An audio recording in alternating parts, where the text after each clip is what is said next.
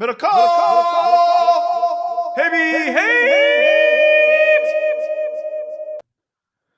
We are right here on YouTube as the second round gets ready to begin live on a Friday night. What's up, everybody? I think we need a draft. We are watching NFL Network's coverage. If you want to watch along with us, do we need draft room analysis? Is that why I see you grinning right now? Look, Why did you just notice who was sitting next to Jason Light? No, I didn't get a chance. Was it Tom? No, it was Bruce Arians. He's it's not, maybe it's not a true fake job, or maybe he just wants to go in the draft room, right? If you watch some players, you might as well just go in the draft room. If you want some players, if you've watched the players, right? Yeah. You're right. You maybe done some of the work. Yeah. Tim, that's not what it was, but it could have been. Let's say it was. Sometimes it is that.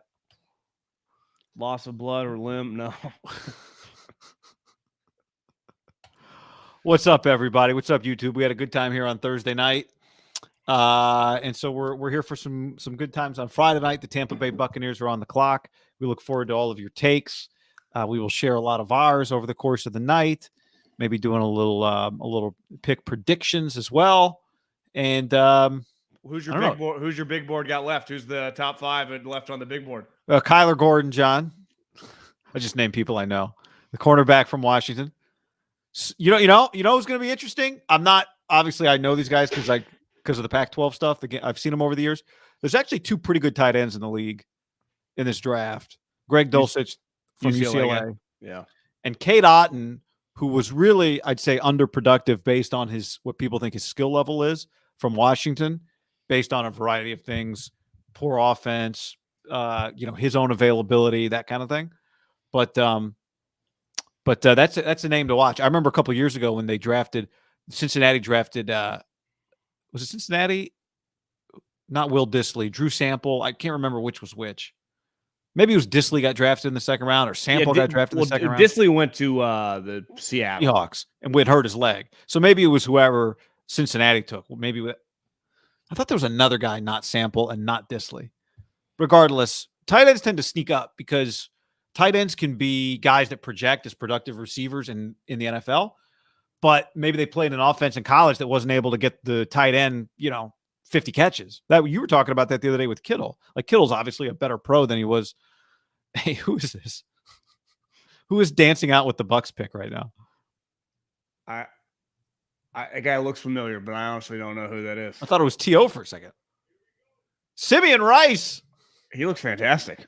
One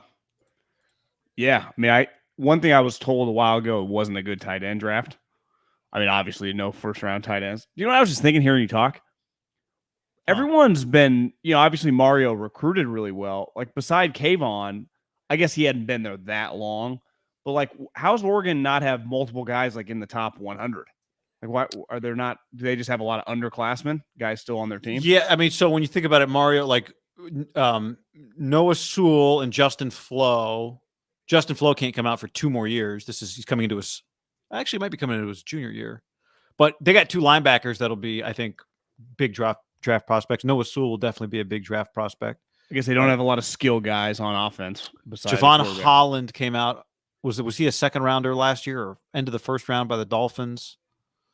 Yeah, but you would think like they'd start turning into like Georgia's front 7, right?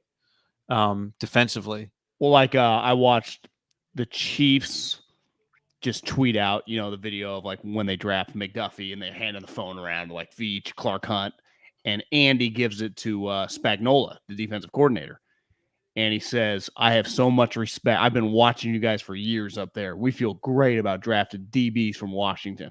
It's like every year, you just know Washington's going to produce a couple guys. Like Washington had 1 guy, Oregon had 1 guy. Like that's for the way Oregon was talked about, I think it actually speaks to their upset Ohio State. Now, they do have a lot of young guys, but it's not like they have, an FCC level, like 5 guys immediately going to go in the top 2.5 rounds, right?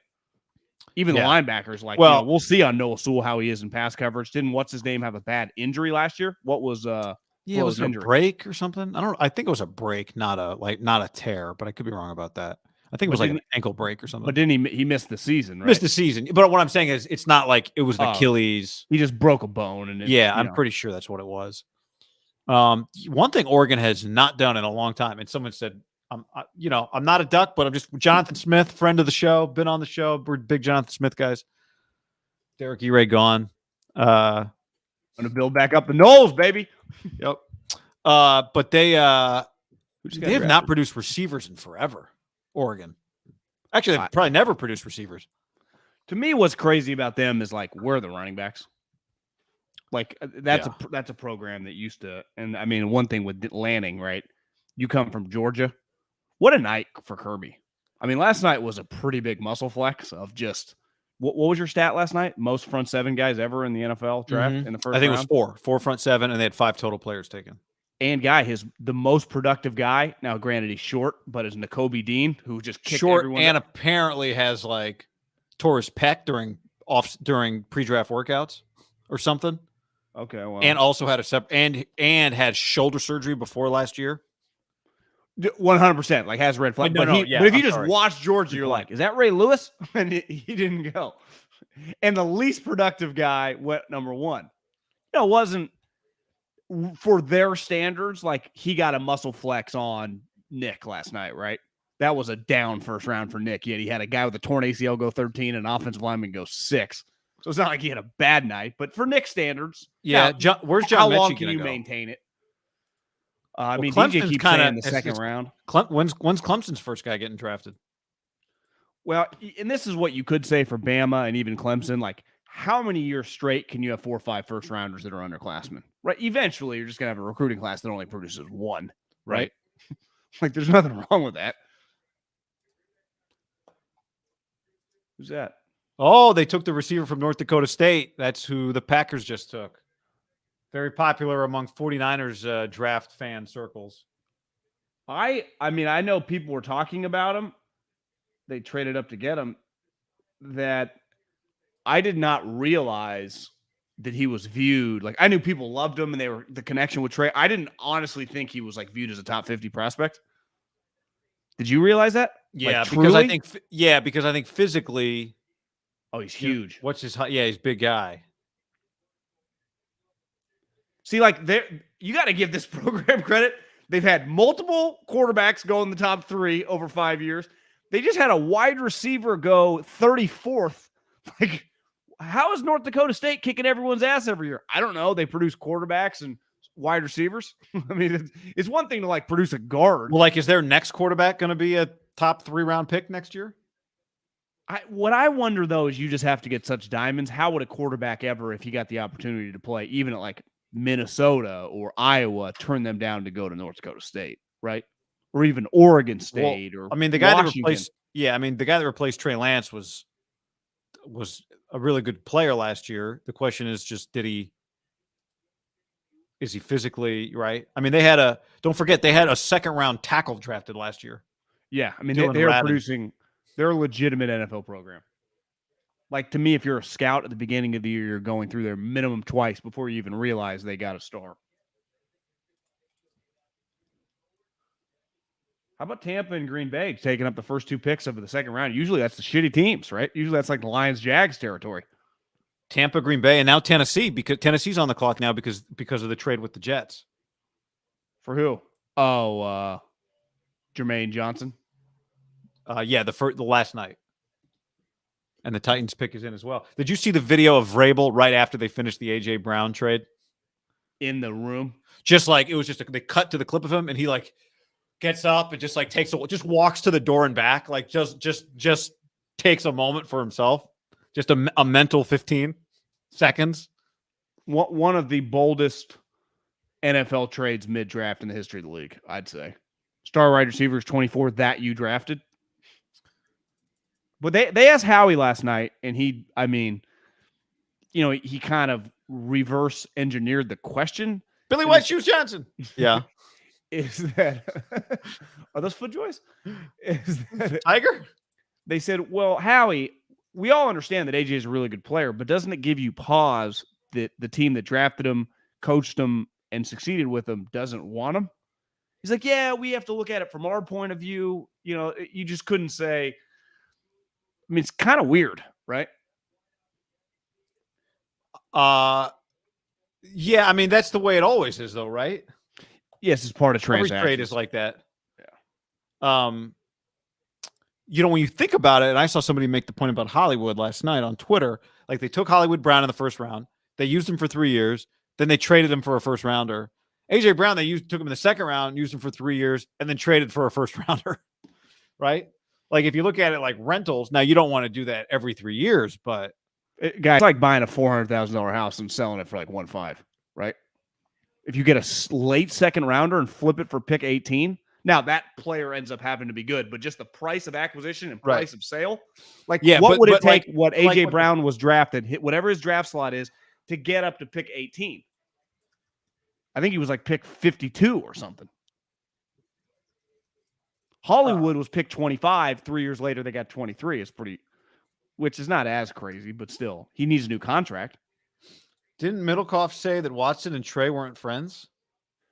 I didn't say that. I said I had intel. I'll say it right now. Yep. You said you would say it after he got drafted. Yes, once people that went through North Dakota State. Now, this was 2 years ago, right? Trey's been gone for a while. And actually 3, because he was the starter in, what year was he starting? 19. Is that when he would try to get workouts really early in the morning. Again, this guy was young at the time. Like, it was hard to get Watson to show up. That young wide receiver, 3 years later, people mature at different rates. Interesting. Do you think he'll show up for Rodgers? Well, Rodgers show up for Rodgers? Will he show up for Jordan Love?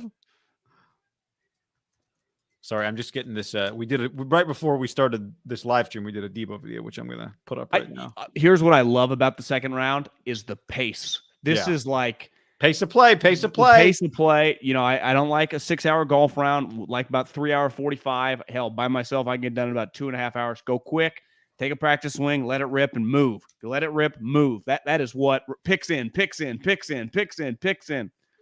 One thing when I was in the NFL, and I would imagine a lot of teams do this, is after the first round and all the people come off your board, you reset your board. So you have so you kind of, you've removed all the players that are gone. So you get a new view at the draft board, and you basically just look at it like it's a completely fresh draft board. Like these are the names left, right? So while it's the second round, it basically just starts all over. So these teams that come in, I would imagine the Packers just traded up, but like you have a plan of attack by pretty early this morning. And I was watching, like when you watch Howie or Belichick, Belichick last night on his press conference kept saying good morning. You realize like we got done at almost 8:30, 9 o'clock, like East Coast. I think it's late by the time they do a press conference, like 9:50, it's midnight, 12:15, 12:30. Yeah. So you're either like, do we go back and reset it now? Do we go home, get some shut eye and reconvene maybe at like 7:30 a.m.? Because the West Coast team is going to take some time and you got time. Like for us, the draft started at 4, but for them, it doesn't start till 7 at night. Yeah, good point. Right. So you kind of got to balance. I guess you probably have a rhythm if you've been doing it long enough to kind of know what works for you. Maybe you're like I couldn't fall asleep last night. I felt honestly, could not fall asleep. I thought I had a bunch of coffee last night. I took like 4 melatonin. They didn't work. And I wasn't even thinking straight because I texted you at like midnight, 12:15. I don't know if you saw it when you woke up this morning. An idea for a podcast name. Did you happen to catch that one I sent you? Fuck them picks. I sent you that one too. King's Ransom. I was like, King's Ransom. Because I just, for whatever reason, I thought of the Deebo trade. And then when I wrote it to you, King, it didn't look good.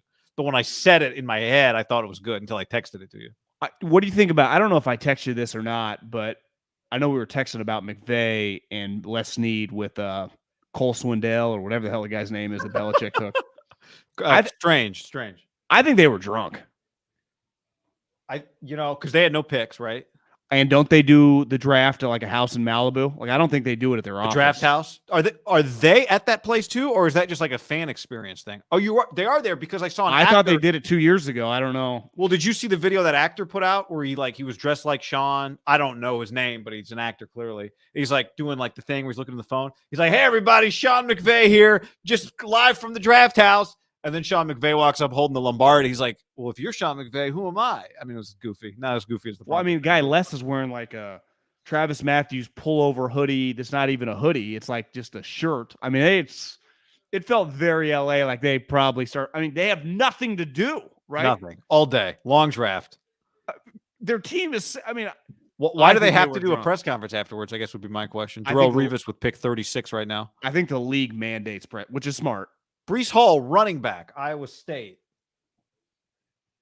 Maybe they don't because Lynch and Kyle didn't do one. So why would you have to do a? Do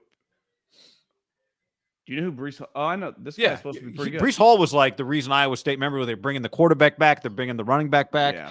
They were going to be really good, and then they weren't. But McVay and Snead.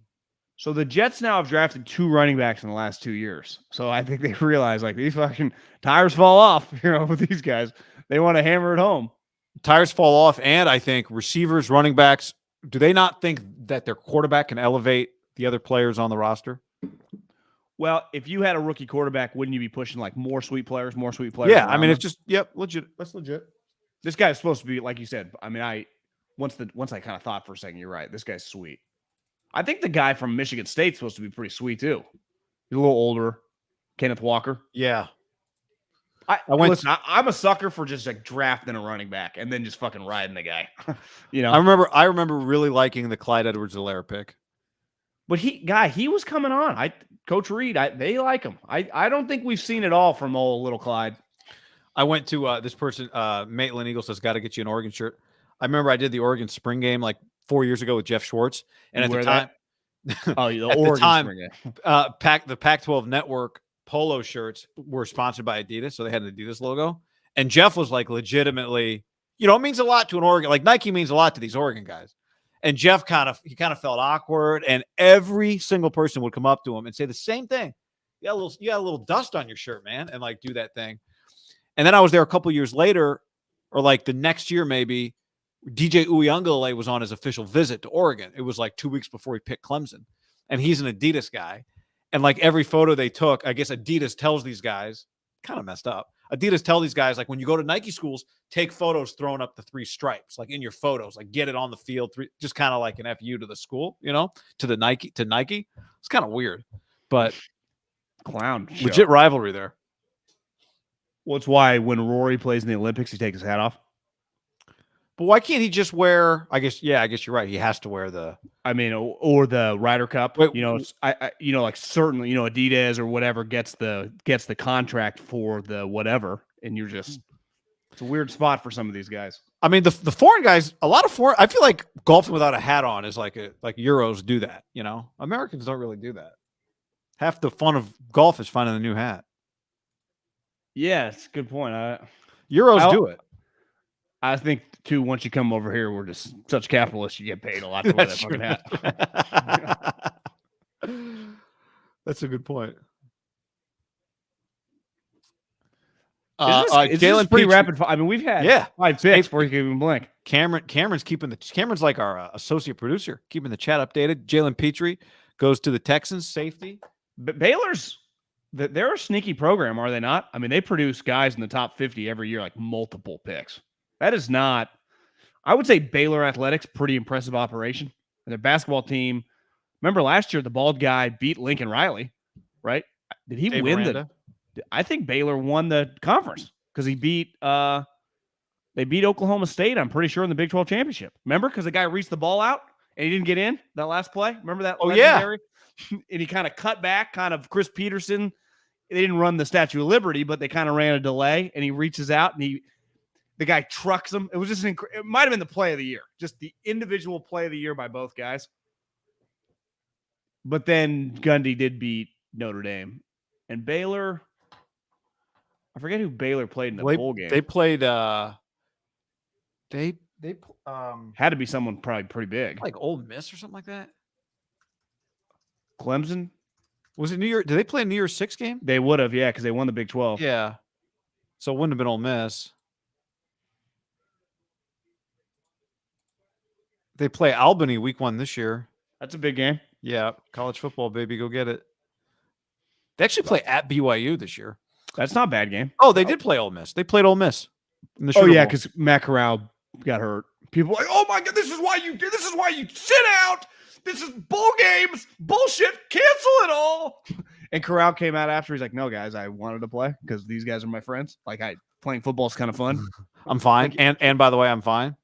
He's a guy that could be the pick right here. Falcons. I could see them going to the SEC quarterback. Man, that'd be interesting. Mariota. Feels like who cares? I'd take some balls. I guess if you're young, you don't even realize, but to wear Adidas, you would think that It's just what they tell guys to do, man. he was an Adidas guy at 16 years old. Yeah, it's whatever his like 7-on-7 team was, or something like that. But they're all getting gear. Like I just remember like watching it, going like, "What is going on?" They like Oregon was practicing on the other end of the field, and him and like his brothers. He was real. Like I met him, he was really nice. Like his dad was real. Everyone was cool. Whole family was there. But yeah, they like run out to the 5-yard line and like do a picture, doing the threes, doing the three, throwing up the 3 stripes. Maybe if he would have spent it a little less time marketing and a little more time learning how to play football, he'd be a better player. Is it gonna be breaking news in the next 3 months that he's in the transfer portal because he doesn't win the job? Well, I mean, he's got to get in the transfer portal by May 1st. Well, I guess you got to be in the portal by May 1st if you're going to transfer and play this year. You just have to be in. You don't have to. Oh, so you can't transfer in training camp and then go somewhere else. Well, remember JT Daniels transferred to Georgia and just got a waiver. There's like a lawyer. Everybody knows that's the guy. He'll just make sure you get the waiver. Where's he now? He just went to West Virginia. How many teams have been on? This is third. Like I don't judge a transfer anymore. You're definitely not. The 3-team transfers. I'm sorry. That's a problem. I'd say the 3 is the new 2, or 3 is the old 2. You know what I would judge too? It's like I thought the whole thing at Georgia was the quarterback at Georgia is just a guy. Now he made some. Stetson made a couple incredible game of his won life. The national championship. So I'm not. But what I'm saying is like it's not like he's getting beat out by some other 5-star. Right. I do follow some Georgia message boards, and they were not happy that he returned. They're like, bro, just go off into the sunset. You'll never buy a beer here again. Just retire. It's like, retire. They acknowledge like he's not a pro quarterback. Like, just join the coaching staff. Like, Kirby will make you a quarterback coach right now and stop playing. Now, I would imagine they're recruiting someone probably pretty good. I mean, it feels like, wouldn't you say Kirby is going to be heavily in the mix for old Mr. Manning? Yeah. It feels like it kind of feels like he'd be leader in the clubhouse. Unless he's not going to Ole Miss. I mean, you think they'd send him to play for Lane? No, he's not going to Tennessee. I don't know what their relationship is with Josh Heupel. But that was a Peyton thing more than like a Manning thing. Right? Yeah, no, I know. Just the opportunity, like SEC, like. I would say Brian Kelly might have a good shot. Like he's a pretty high level guy. Maybe. Why don't you announce the Falcons pick real quick? Arnold something. Ebiketie? Do you know what's crazy? I mean, living room draft older. reaction. I do feel like these moms are looking younger and younger. Well, did you see the Malik Wilis tweet from yesterday? No, is he pissed off? No. There was a photo of him and his grandma, and the NFL official site put out like Malik Wilis and his mom showing up to the draft, and he replied like, "That's my grandma." How old did she look? Young? Yeah, I mean, I don't know. I mean, you wouldn't at a glance you would not have said that's grandma. Was that John Morant's brother or dad? No idea. I think it's his dad. And I looked it up on the internet. So I just assumed it was dad. Yeah, because I thought the running joke is his dad looks like Usher, so they put him next to Usher. And everyone's like, that's his brother. I'm like, I do not think this is his brother. And I looked on the internet. I couldn't find an exact age on his dad, but it said like 40s to 50s. So his dad, I mean, if John Morant's 23, his dad could easily be 44, right? Yeah. I'm just getting, give me one moment to get this video up here. So we're at pick 38. This is historically, I would say 33, 34, 35, 36, 38, like that little stretch. Couple of these guys are going to be stars. Like this is Nick Chubb territory. This is Derek Carr territory. There's a couple of these are going to be misses too. Devontae, right? I think Devontae was like 50 because the Packers were good. Oh, he was that far behind? I thought he was like 7 picks behind Derek or something, but I thought good question. I feel like he was later, but that would have been after the 2013 season. Feels like the Packers would have been good then. Maybe they traded up. I just remember him like pretty precipitous fall. 53. And what was Derek? 36, I think. Actually, a sneaky, pretty good little draft that year because in the second round, because Devontae, Derek, Jimmy. Yeah. Cowboys took DeMarcus Lawrence, Derek Carr, Kyle Van Noy had a nice little career. Is it over? To it. Yeah, Devontae. Carlos Hyde, good pick there. Allen Robinson, Jimmy Garoppolo. How about this little stretch? Allen Robinson, Jimmy Garoppolo, Jarvis Landry. Allen Robinson, Jimmy Garoppolo, Jarvis Landry. Wow. 61, 62, 63. That's a pretty good little stretch in the late second round. I'm telling you, this is when you talk to the number nerds and I would say the true football guys, this is where you historically can just hit a fucking home run because you can land an all-pro player at $800,000. And the signing bonus, what Deebo get? 4? You pay him like $5-6 million total. I mean, hell, they have one good season. Their 3 years are all worth it, right? Yep. It's why when you get a starting quarterback in the second round, like people talked a bunch of shit about Andy Dalton. I mean, Andy Dalton being immediate starter for the Cincinnati Bengals for the first 3 years on a second round contract. Same with Derek. I mean, it's got to be the best value in football. You have anything after a second round NFL quarterback starter. It just doesn't get any better than that. Dak and Russell are like all timers. The problem with Dak Cousins round 4. That's pretty damn good. The thing with Dak and Kirk Cousins, they make so much money. Even when you average it out, they still average making a lot. Tyler on the stream says John Gruden's class got killed today. R.I.P. I mean, 3 guys in the same class not getting the 5th-year option picked up. It's probably never happened before. In the hit because you just haven't had that many. How many years have we even had the 5th-year option? Well, you can't, under any argument, ever argue that you won the Khalil Mack and Amari Cooper trade, right? Because the reason they had 2 picks, obviously Khalil netted them multiple second-round picks. But think about this guy. Part of trading those 2 guys tanked their season that ended up with the top 5 pick in Cleveland was their own. So the reason they were so shitty is they traded their best 2 players. And then the 2 picks they used to tank was a safety who's terrible and a running back who actually is not bad, but he clearly, you could argue that's debatable, right? To pick up his 5th-year option. Just, I guess if he's not your guy, whatever, you don't feel as like connected. Yeah. But the I other think it's 2 partly are that. no-brainers. Like, do you think if they would have picked it up, it would have even been weird? For Josh Jacobs. No. It wouldn't have alarmed me at all. No. I think he's a good player. Bears are on the clock at 39. Pick is in. So pick number 39 is on the clock. Don't forget, Niners don't pick till 61. Seahawks are up at 40 up next. You like this guy?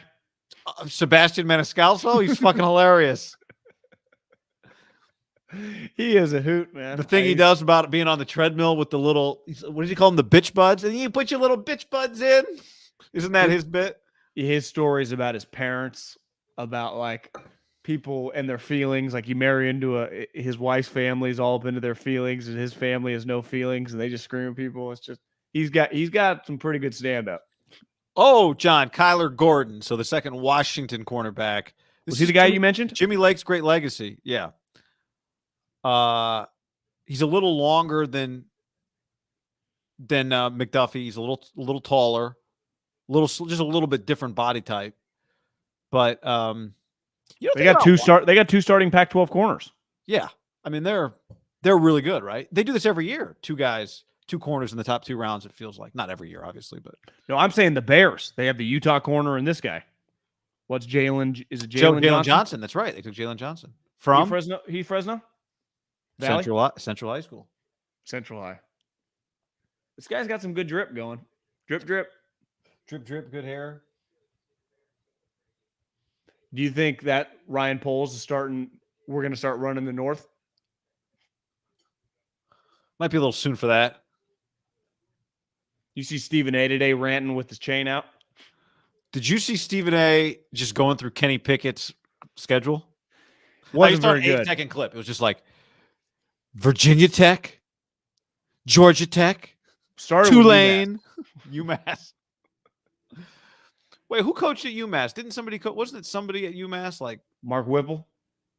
was it what? Was it? You remember Mark Whipple? No. Who's the UMass coach now? The Arizona guy, right? Oh, that's right, Dr. Blitz. Yeah, Good call. He's their head coach. Yep. Correct? Yep. Seattle feels like Malik Wilis written all over them in one of these two picks. So Seattle has pick 40 and pick 41 now. They took, they went tackle. This is another one of their Russell Wilson picks here. This one.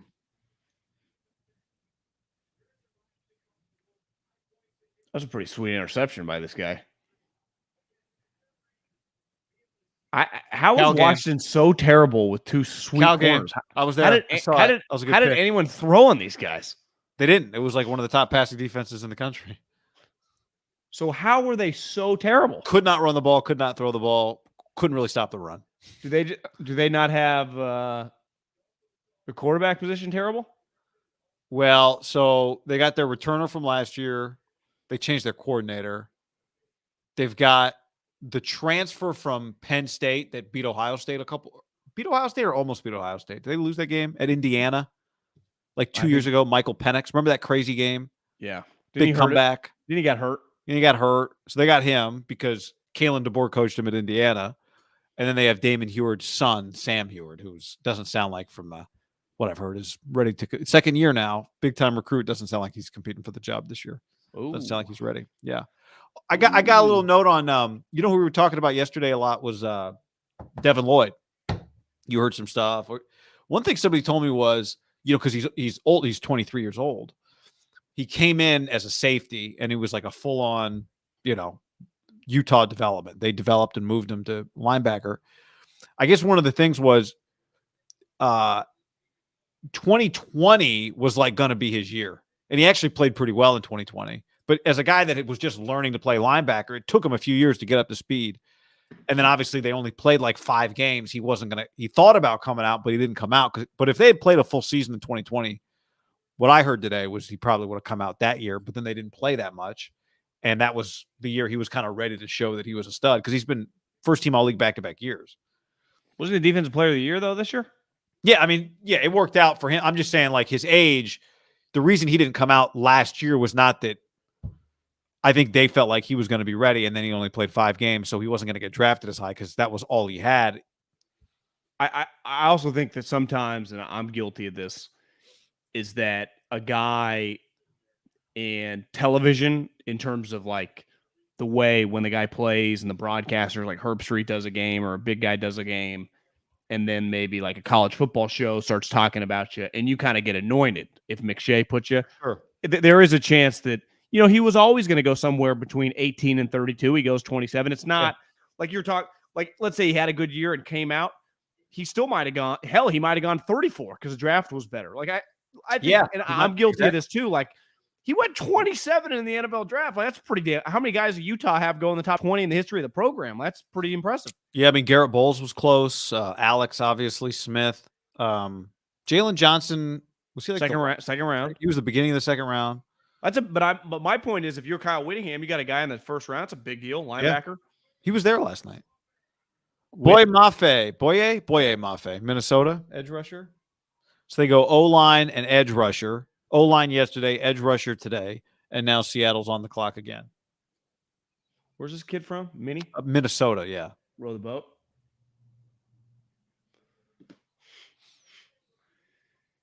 Yeah, I think sometimes what's funny is last night, a buddy of mine who's on the East Coast, but he's a West Coast guy, so he's just wide awake like us after the draft. I'm texting him. I'm like, what about this guy? He's like, turd, bad guy, douchebag, weird guy. You just start, beside the top guys, you really like, oh, this is a pretty normal guy or this is a high level guy.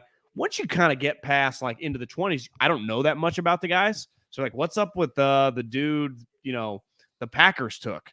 And you're like, kind of questionable character. One of the second guy they took, because they took Quay something, the sweet linebacker, and I heard like that guy's sweet. But then the other guy they took, it's like, well, he's got some character concerns, and that's just something that comes up that, beside the top guys, I don't think we spend that much time talking about Devontae Wyatt from Georgia. Yeah, I mean, you just get character red flags. There just is a balance. And here's the other thing. That program, and I think this happens at Alabama, it's happened at Ohio State, it happens when SC is good, it happens at, Oklahoma. You really get nitpicked because you're on a group of 5-6 guys that are going to get drafted in the top 50. Like, your flaws, like, ultimately, Kayvon's kind of on an island, right? But, like, there's nothing really to compare him to, like, on his own team. But think about if you're that guy for Georgia, you're getting compared to Trayvon Walker, to Jordan Davis, to the other guy. They had a couple other guys get drafted, and then a couple in the previous years, like the last 3 or 4 years, you just have all this information of all these players. Like, how would you rank them as a person relative to the last 7 guys? And be like, he's the biggest shithead of the group. Or vice versa, like Trent McDuffie, he's the best guy we've had come through here. You're like, damn. Because I saw Veach today, calls him up and goes, we did not think you were going to be there. We had to trade up to get you. Because I don't think many people thought Trent McDuffie was going to be there at 22, 21. No, most mocks I saw had him like 15? 18, 19. Yeah, I mean, 16, 17, 18, 19 in that range. Kenneth Walker to the Seahawks. The Seahawks draft the running back Kenneth Walker at pick 41. So back-to-back picks there for them. I hate to admit this. I love that pick. And the Colts are on the clock at 42. You like that pick, huh?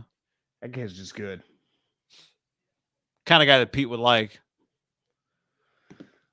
Didn't he transfer from Wake Forest, basically a one-year wonder for what's his name, and then just kicked everyone's ass at Michigan State? Mel Tucker. Now Mel Tucker's making like $100 million. Seahawks not doing anything crazy, I would say. They're just kind of going nuts and bolts, right? They are rebuilding. O-line, pass rusher, sweet running back. Ultimately, what does Pete want to do? Beat you in the trenches and run the ball. Like, this is ultimately him, right? Like, it's kind of their philosophy. They're really a tough guy team. I mean, they missed on Jamal Adams, but what does Jamal Adams represent? Like, a hitter. Pete ain't trying to run Andy Reid's offense here. Go 5 wide and chuck it around. And honestly, we're going to find out. Someone told me, I was on the phone just trying to get a bunch of draft information last week. And they're like, I work with someone now who was around Nate Hackett years ago, likes him a lot personally, but his take was simply this.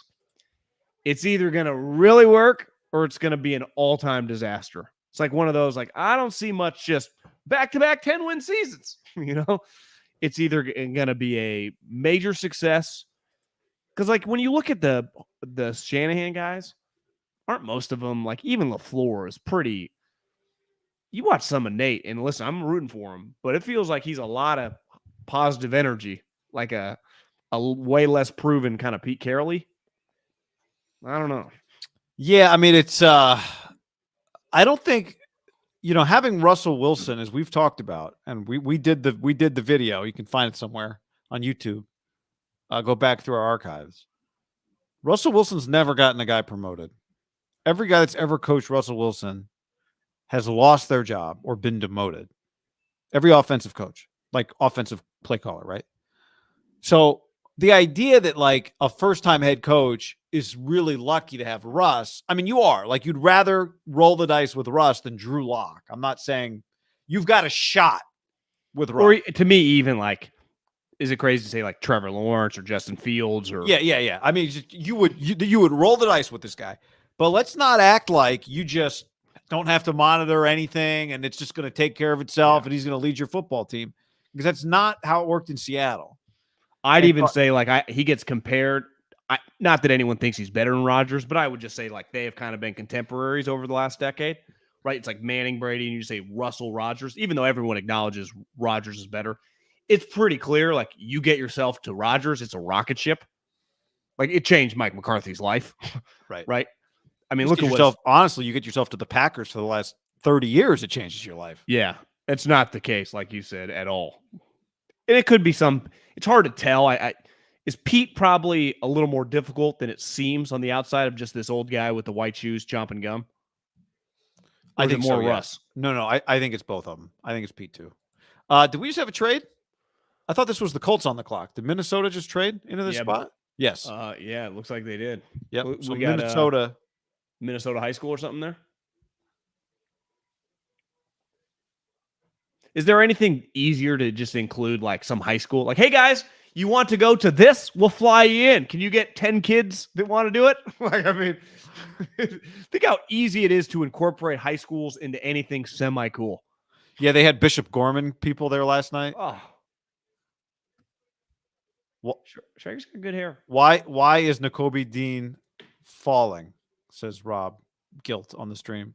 I just saw it was Schrager, Rapture, one of those guys said earlier today, shoulder surgery, played with like a separated shoulder in 20, had surgery after 20, and then had a pec injury, which I had not heard about his pec injury the last 2 months, like weightlifting, getting ready for the draft. So that might be why. Also, he's not huge to begin with, but feels like, I mean, he might go here. They've drafted once upon a time, different administration, but a small linebacker from Hoover High School named Eric Kendricks. Michael.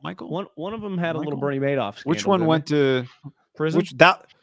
The one? Yeah, it's not the one that was Michael. So it was Eric. Eric was the legit Who went to Cal? Eric. Yeah. Michael went to UCLA. No, Michael went to Cal. Eric went to UCLA. Michael's the guy that got in a little trouble. They both went to Hoover High. They're brothers. Well, I know that, but that part I knew. Eric's like the Pro Bowler from Minnesota. Michael was the guy we drafted when I was. And Michael's the one that got in trouble. Michael's the one that just, got linked up with the wrong guy at a club who had some ideas, right. Gave him a little insider trading, made a quick $500K, and then you realize you can't do that when you're told information that it's like our friend Bobby told us. When Corona hit, he's like, I shorted the market, and then it went the other way. Well, think if someone told you that the market over the last month is like, now's the time to short it. You could make hundreds of thousands of dollars. Everyone would have done it. Problem is you can't really predict that. Deebo is selling the shirt on his website, somebody pointed out. And Deebo is back. Get the new limited edition gear, new for the season. Ships May 23rd. Deebo Samuel is back, says the t-shirt. Who the hell is this? Ed Marinaro, former Vikings running back and fullback. We are, again, everybody, if you're just tuning in, we are watching the NFL Network coverage. If that's the coverage you want to watch, then you'll see what we're seeing. Someone took a hit of a J out there. Have you ever heard of Ed Marinaro? I'm not familiar, John. Can't say that I am. He has fantastic hair for a guy that's probably 70 years old. He actually looks pretty good for 70 years old, doesn't he? Did you see the video of the 70-year-old sprint? No. Like a competition of 70-year-old sprinters? I got to find you this video. Has anybody in the chat seen this? How far did they sprint? He just said I look good for my age. It was like a track and field event. Would you have lost? Oh.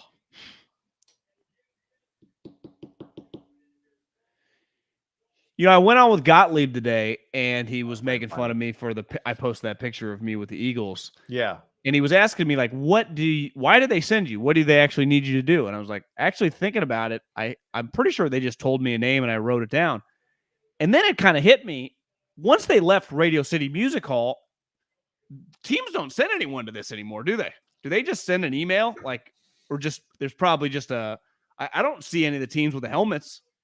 I think that got scrapped and you can just send us. That's just too type bad. it into the program. There's no more people getting photos like you, like guys that work just grunts, don't get any shine, and all of a sudden someone's like, "Hey man, you're going to the draft." It's cool. Imagine now it's like, "Hey man, you're going to Nashville for 3 days. You really don't have to do anything. Hey, you're going." I didn't have to do anything besides show up for 3 hours and write down names. We went out at night. I slept in. I didn't have to do shit. It was an all paid expense trip. What is this guy doing, by the way? The Gettysburg Address wasn't this long. Can we get the pick?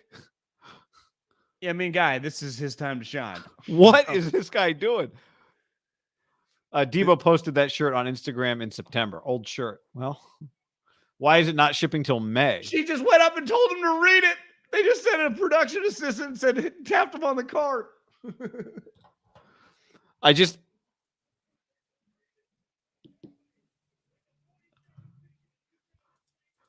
This guy's freaking out.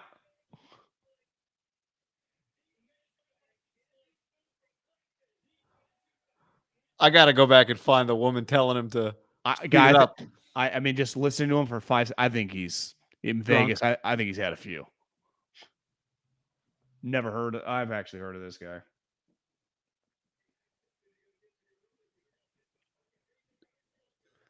Read the card.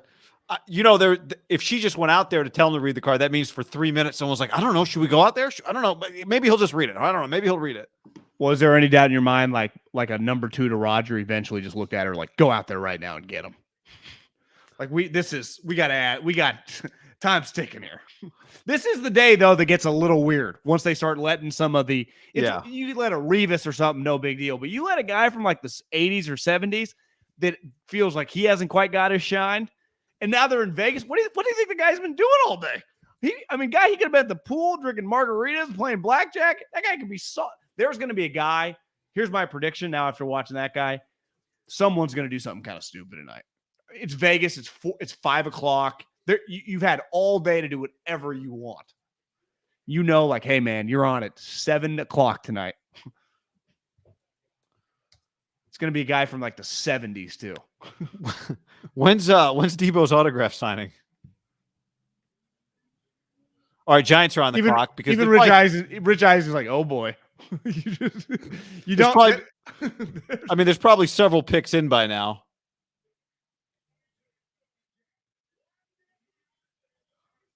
He's wasted.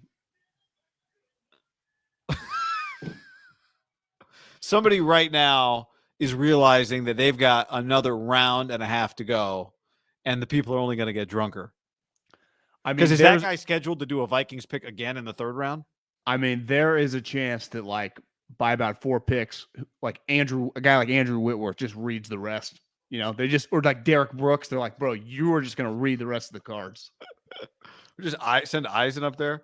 Did you realize the draft is on ABC, that they're doing that thing again this year? Is that the family one? Yeah. Maybe that's why Kirk Herbstreit. Because I didn't remember Kirk Herbstreit being a part of the draft. I just flipped over to ABC. And I just flipped over, and it's like a lot of the parents' photos. And because you know what? It occurred to me last night after the draft. I'm like, normally the draft is about trying to. You remember the NBA draft? I think it was 3 years ago, where every single guy that got drafted was like, now here's John Smith got drafted. His brother was murdered when he was 7. And then the next guy would be like, now here's Stan Jones.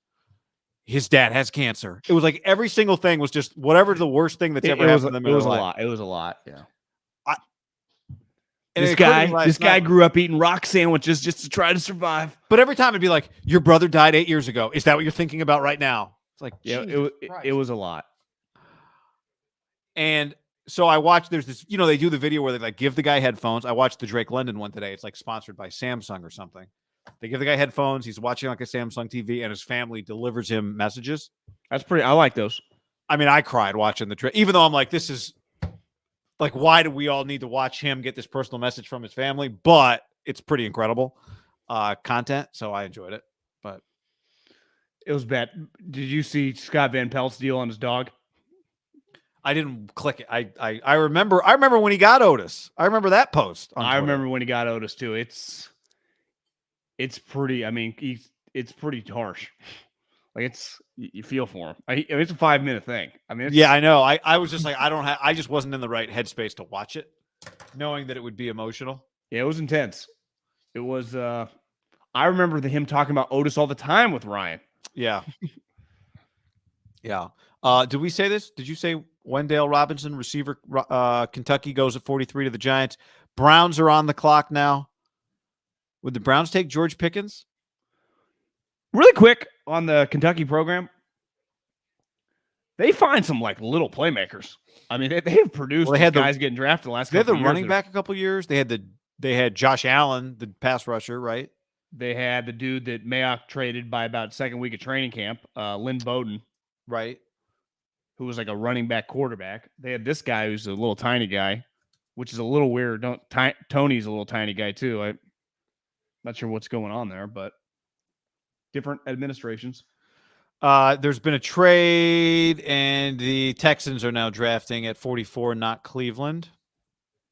You know, I keep saying George Pickens would actually be. Davis Mills has a big arm. They could take a fast receiver here. UCLA tight end. They could take Dulcich. Someone I texted. Did he run fast at the combine? Didn't he run like? Yeah. So I immediately texted a bunch of people like first round, and then my response were like, no, like people thought more like third. Really? Can he not block? Not really a blocker, no. Not really an inline guy, John. But I'm feeling receiver here for Davis Mills.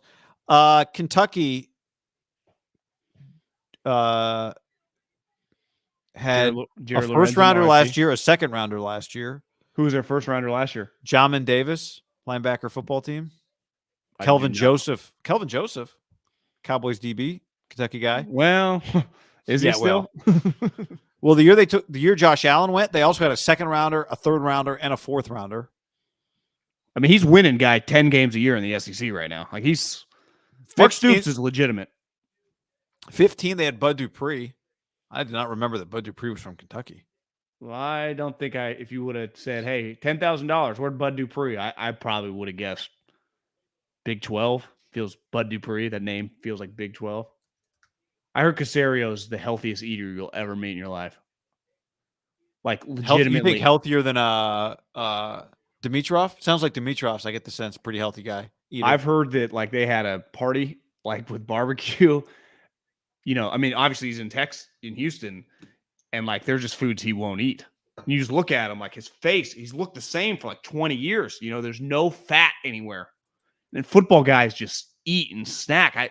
The discipline it takes. He's basically like Belichick's the opposite. Belichick just looks like a snacker, doesn't he? My problem with healthy snacking is it's like eat an apple. You're like, good job by me, but I really would love some peanut butter pretzel. No, guy, he doesn't eat. Like he just eats like 2 meals that are, salad. I don't think he snacks. I just think he like takes in air. He mentally just don't. They just sent Goodell out. Why did they just send Goodell out? I wonder if they're getting a little nervous. Somebody get an IV backstage? John Mechie, Alabama Texans. Love it, John. You got to get Davis Mills weapons. Do you think it's out of the realm of possibility that some guy, especially the older group that truly doesn't give a shit, has been told, like, hey, here's your credential, a couple days ago, and they walk back and they've shown up with drinks in their hand? It's in Vegas. Yeah, I don't think there's any. You don't think they have drinks backstage? I mean, they'll send those guys out. I mean, so far everyone's been drunk, so. I think you'd be a little careful. Yeah, maybe you're right. I mean, maybe some beers. I could just see some people, like, I've never had this happen. Have you ever had this happen? Like someone on a plane be like, this guy's not allowed on the plane? No. I've heard stories, but I've never seen it. But you just see a person walk in, you're like, this guy has to go out and do TV in like 20 minutes. I don't think this is a good idea. Like, that's going to happen today. I mean, honestly, it might have just happened. It might have just happened. He's just Does the commissioner ever give picks in the second round? No. Roger's usually in like a polo shirt by the second day. Like last night's his day because a bunch of people watched today. He doesn't give a shit. Are the Ravens just going to take Nakobe Dean now and it'll work out? Now you could also argue the Texans a little unique. Only been around 20 years. Only have like 6, 7 really famous people that are retired. Right, but does the commissioner do picks in the second round? Maybe they just didn't have one. He'll. Where's the guy that always does them for Adam Silver? If he just appeared, but that's the deputy commissioner. If you brought him in, would people realize like Mark Adams or something is his name, right? Yeah. Would people realize wrong league, or do you think you could sneak him in there and no one would be like, oh yeah, here's the other guy that does the second day of the draft? That'd be pretty funny. Look at Greg Roman. Wait, is he in the back right? I think that's him in that, kind of that behind the bald DaCosta. Yeah.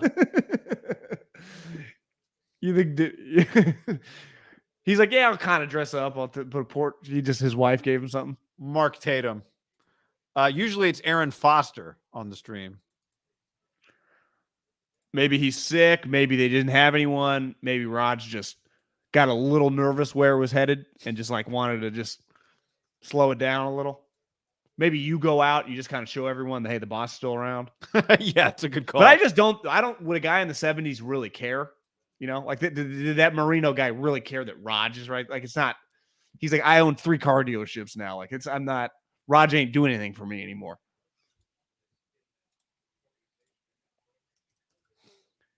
Remember when the Vikings sent out the coach that showed up with no sleeves? Bud Grant. Bud Grant. What did he go to the 50, the coin toss? He did a coin toss. It was -8, I think, wind chill. And he was in short sleeves. 80 years old, maybe 83. All-timer. I feel like I haven't heard Joe Klatt much just lately. He's kind of been laying low. A little vacay. I just haven't seen him. You haven't been watching USFL? He does USFL games? I think he does some USFL, yeah. You sure? I said I think. Maybe he did week 1. I don't know. I'm not sure. No. I actually saw a couple rating numbers weren't terrible. Oh, really? I read that their second week was not great. Yeah, no, yes, I think it's cratered, but I'm just saying I could see opening week, I think got 1 million or 2. Oh, yeah. That's why the gamblers tried to make it go viral today with that video with the guy with the cigarette in his mouth. Was that a cigarette? I don't know, but I think it was them trying to go viral because then I saw somebody later posted there was once upon a time in the USFL a guy in the Gamblers with a cigarette, like a real cigarette. Oh, so they were trying to you truly believe they did a viral video? I 1000% believe it was them trying to go viral. I have 0 doubt in my mind. That kind of ruins the fun because I laughed. Because it was not that I thought that he was smoking a cigarette. I thought they were fucking around, but it was just the visual was funny. It was funny. It was funny. Because what was he even doing? It was like, what is this a defensive play? Is this off? What is this? Fake cig. Guy admitted it. I saw someone say this looks like The Longest Yard, the original. Someone's fired up. David, how do you say that one? Ojabo? Torn Achilles, I think. At the pro day. Harbaugh there? That's right. Good for him. I mean, what a pick by the Ravens, right? Jesus. They've got Hamilton, this guy, and Lindenbaum. Do you know who that Lindenbaum or whoever their center Linderbaum's mentor is?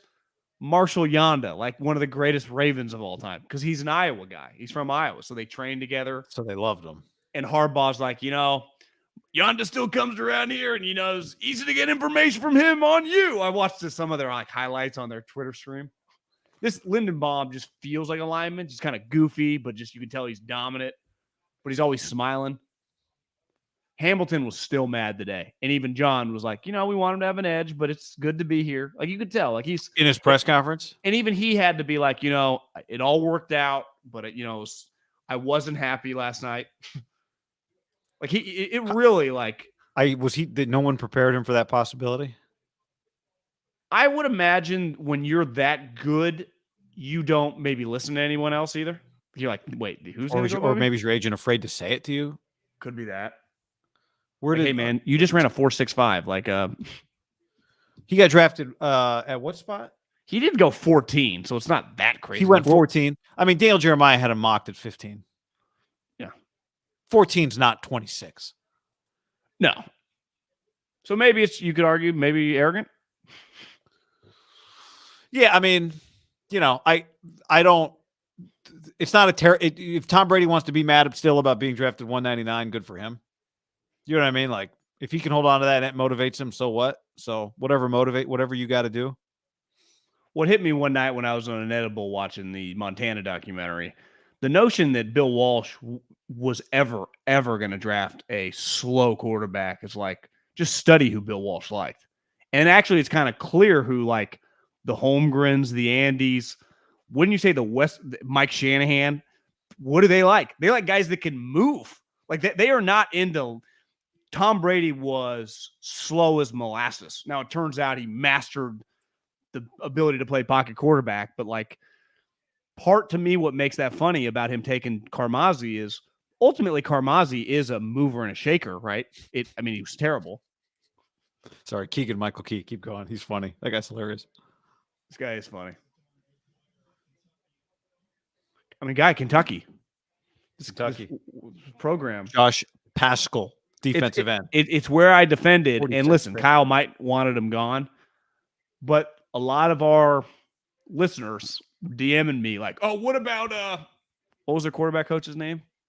Scangarella. Yeah, Kyle just kicking Scangarella to the curb. He went to Kentucky. It's like, guys, you do know that offensive coordinators in the SEC, I mean, he might be making like 950 grand, and he didn't just go to Weber State here. Like Kentucky's plan is to win 10, 11 games. Who was their last offensive coordinator? I don't know, a guy from the Rams. Like they're not Liam Cohen. L'chaim. And where'd he just go? Fill in for Kevin O'Connell, right? Yep. Didn't he just come back? I don't think that Scangarello, whether he got forced out or not, is looking at it like, I'm just going to some shitty place. Like, I get to call plays at Kentucky. Like, we're just pumping out dudes in the NFL. I get to call plays. Like, I am so far from calling plays here with Kyle. Kyle doesn't even let me suggest plays, let alone call plays. No, it's like, who do you get to call plays against? I don't know, Kirby and Nick. Who do you get to call plays against? It's not that, most guys don't. Right. I just saw a video. Somebody just tagged me in a video. Deebo just showed up at the autograph signing introduced by a Niner fan. Deebo showed up in red and white Jordans wearing a red Seattle Mariners hat. Oh, yeah, a red Seattle Mariners hat.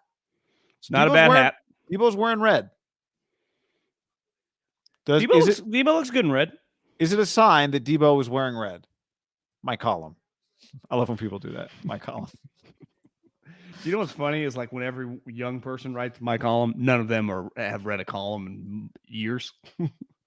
It is funny though for our generation. And when's the last time you sat and read a column? Not an article, not like something kind of breaking down like like a sports column, like an opinion piece. Not like the highlights from I don't know, like the spring game at USC or the Warriors game for Anthony Slater, like a legit. Why it's win or go home for Coach X? Like that. I read Kawakami column the other day, and I was I haven't read a column in a little while. I read Kawakami's. I think I read a Plashke a while back, not too long ago. Talking shit about LeBron James. About USC. No, it was something USC. I think I read a USC column. John, let's go to the comments here. Deebo looks like he's been eating well. Deebo hit the buffet, looking thick. I'll say this for Deebo as a big-butted person. And Deebo, if you look at Deebo's lower half, right, like Deebo, somebody actually wrote a column the other day about why scouts love big butts. But did you forward me that?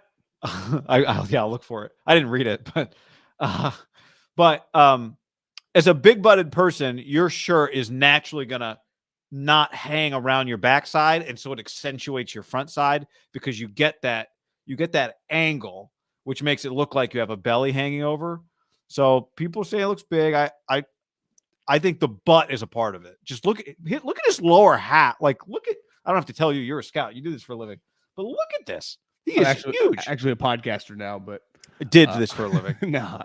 He in defense of his body type, he does not have a long linear.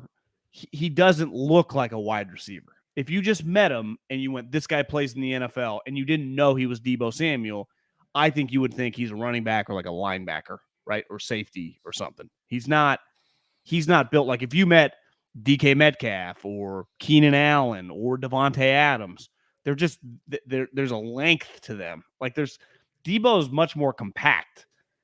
And I think with compact people, this goes back to us talking last night about Zeke and the eating. It's easier for a compact guy to look fat. Like Scott Van Pelt has been notorious. He's a skinny fat guy. Right. Scott Van Pelt has never looked fat in his entire life because he's 6'5", Right. Yep. So it's just, is Deebo out of shape? Potentially a little. I mean, I would imagine he's not in like NFC Championship Ram shape, but he's clearly, I think he's earned the benefit of the doubt. He's an elite athlete that if he hones in for a month, he can dial it in, right? Yeah, and his natural body type is what we're talking about here. So I don't know. I've argued with people, and I think even you disagreed a little bit too. Like, I think if he was a full-time running back, he'd be viewed like Alvin Kamara or Dalvin Cook. He'd be one of the best in the league, like immediately top 2 or 3. I know there's not like him truly like banging running between the tackles. I do think he could do it. Yes. I mean, if he was an Alvin Kamara type running back, right? But he wouldn't be Josh Jacobs. Though I do think he could play a little like that. Like he doesn't mind lowering his shoulder. But can't he physically do that like 17 times a game? Well, you'd say probably not. Can Josh Jacobs do it? Fedarian Mathis, John, from Alabama, just got drafted 47th by the Washington football team. You know Alabama's a powerhouse program when they got guys you've never heard of getting picked 47th. Like backups? I'm not saying he's a backup, but all right, good. So Deebo did not. Deebo's out there smiling, John, smiling with the people. This is good. You know, I think it's easy when you. Well, guys, someone's giving him $80,000 to sign some autographs. But here's why it's good. When somebody, you think it's 80? I just threw out a number. Might be. When it's probably higher than you think. Yeah. When somebody spends a lot of the time on the internet and all you hear is, you get a lot of messages from people saying, we don't want you here anyway, trade your ass, get out of here, blah, blah, blah. To your face, they're going to act differently. So going out, being among the people, probably seeing a lot of Niner fans, a lot of people telling them, we love you, we want you to stay, could be a positive day for the Niners. But I would imagine, we got to get a video tonight. Somebody's going to hold a camera to his face and go like, Deebo, are you coming back? Right? And then Deebo does whatever it is he does. Something's got to happen tonight. Fans from other teams saying stuff to him. That's true. Right? That's true. But that to me is going to come. It's just going to mean less. It's going to come from a place that's different than if you're a Niner fan. It just comes from a different place. True. He's wearing red. I do think red also is the color of anger. I would say that after last year, he immediately became one of the most famous guys in the league, given that stretch, right? And then the playoffs.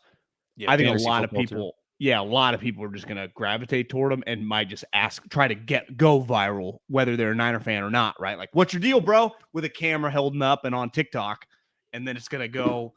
Every blog I follow on Instagram is going to have it, right? I don't know. I'm still working it out. Kyle called me. If I was Deebo, I would troll. I would do something funny. Yeah, I mean, everybody else, it's kind of like once A.J. Brown's situation is resolved, you're kind of out there, right? DK's not making an issue. Hollywood got traded. You know who Hollywood's agent is? His agent, right? Same agent. Same guy. Yeah. Bears at 48 is who we're waiting on, and then the Saints at 49 are after that. DaCosta said that Hollywood told him after the season, like, I want to get traded, but it never came out. Hollywood apparently said that on like Brandon Marshall's podcast also, and like wouldn't get into exactly why. This is secondhand. I'm conveying this, but you know that Lamar, I guess, tweeted out last night. What the fuck? Yeah, we talked about it on the show. Oh, we did? In your defense, it was hour 3, but and Kyler was doing like celebration emojis. I did not see that because they're buddies, obviously.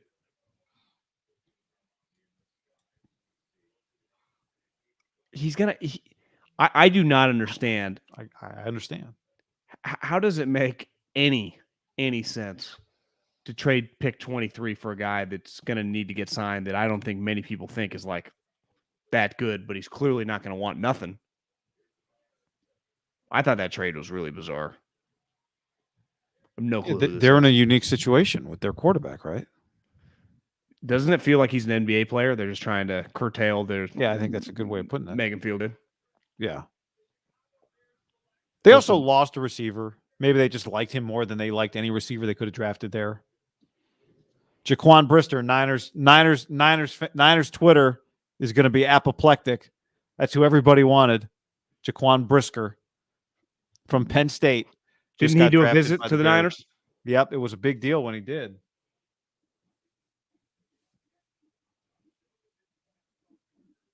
It's like those Bears are building a defensive backfield.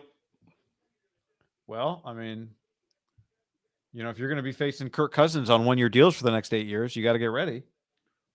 Who is going to block for Justin Fields? Do you think these guys even care? Doesn't look like it. The best draft room reaction is still the Howie Roseman Eagles one, where he went up to the one guy. What pick were they celebrating? And the guy was pissed. He did not want the guy. That was good. John, we still have had one quarterback taken in this draft, and 48 picks. 48 picks have been made. Are the Saints going to take them? It makes me feel good. It is just you can't have a bad quarterback draft and draft guys high. Like, thank God the NFL is starting to realize, like, listen, we all understand that you need a good quarterback to win in the NFL, but having a bad quarterback and just saying because I tried and drafted him high does not help you out. I honestly think the more I've thought about the Steeler thing, I think it's pretty risky.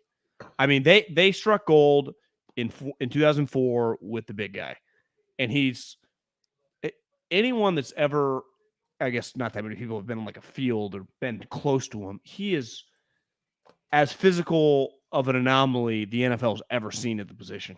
His size, his girth, his athleticism when he was younger. They're not a good quarterback drafting team. Mason Rudolph is terrible. They drafted him in the 3rd round. The year before, they drafted Dobbs from Tennessee, who's even worse. So this notion that like Kevin Colbert, great position drafter, I don't know, man. And Tomlin was fired up. I saw he had a good quote. He's like, we scoured the country and we ended up just picking our neighbor. Scoured the country. Well, basically, like the last 3 months, they've spent all their time on, going to visits, meeting these kids, and really doing studies. There's like 3 eligible guys that made sense. But I bet they did a lot of work on like the top 5 guys. But I'd argue this, Mike. Why do you have to do it this year? And maybe they think he's undervalued. People all think these guys suck. Maybe they're too close to it. It has a little Solomon Thomas, John Lynch, and a class feel to it. Could be. Could be that. I mean, do you imagine might also Kenny not Pickett being good for the Steelers? I mean, I have a hard time imagining most quarterbacks being good when they're drafted, but I think, isn't it possible they didn't have anybody left with the 1st round grade and they couldn't trade back far enough? They felt like they couldn't go back too far, still get him. Like they liked him, like they would like a 2nd round quarterback, but that's just the same thing that Bill did.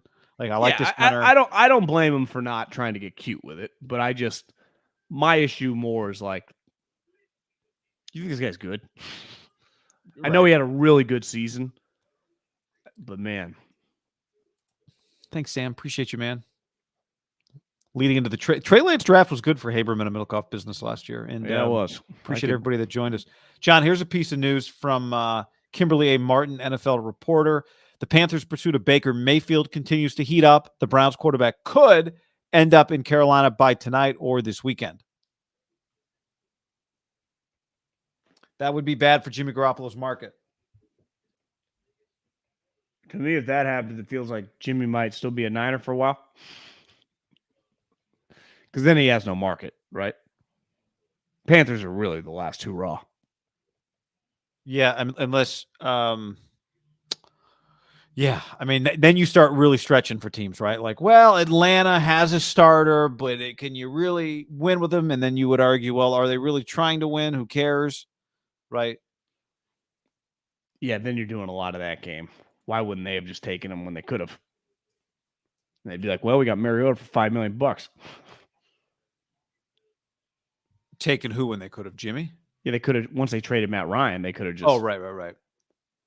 Traded for. I guess they have salary cap issues though. Jimmy to Seattle. Would the Niners trade Jimmy to Seattle for a 5th if that was their only option? Well, I think you would do it if you thought that Seattle would sign Jimmy Garoppolo if you cut him. If you had no other options, you'd actually be better off trading him there because now it's $18 million they got to deal with. Not that it really matters this year. 27. Right? Or 27? Yeah, sorry. I was thinking of Baker. So I actually think you would do it if you thought, well, if we cut him, he's going to sign there anyway, so we might as well get the 5th and send them 27, make them take the $27 million, right? Would you do it?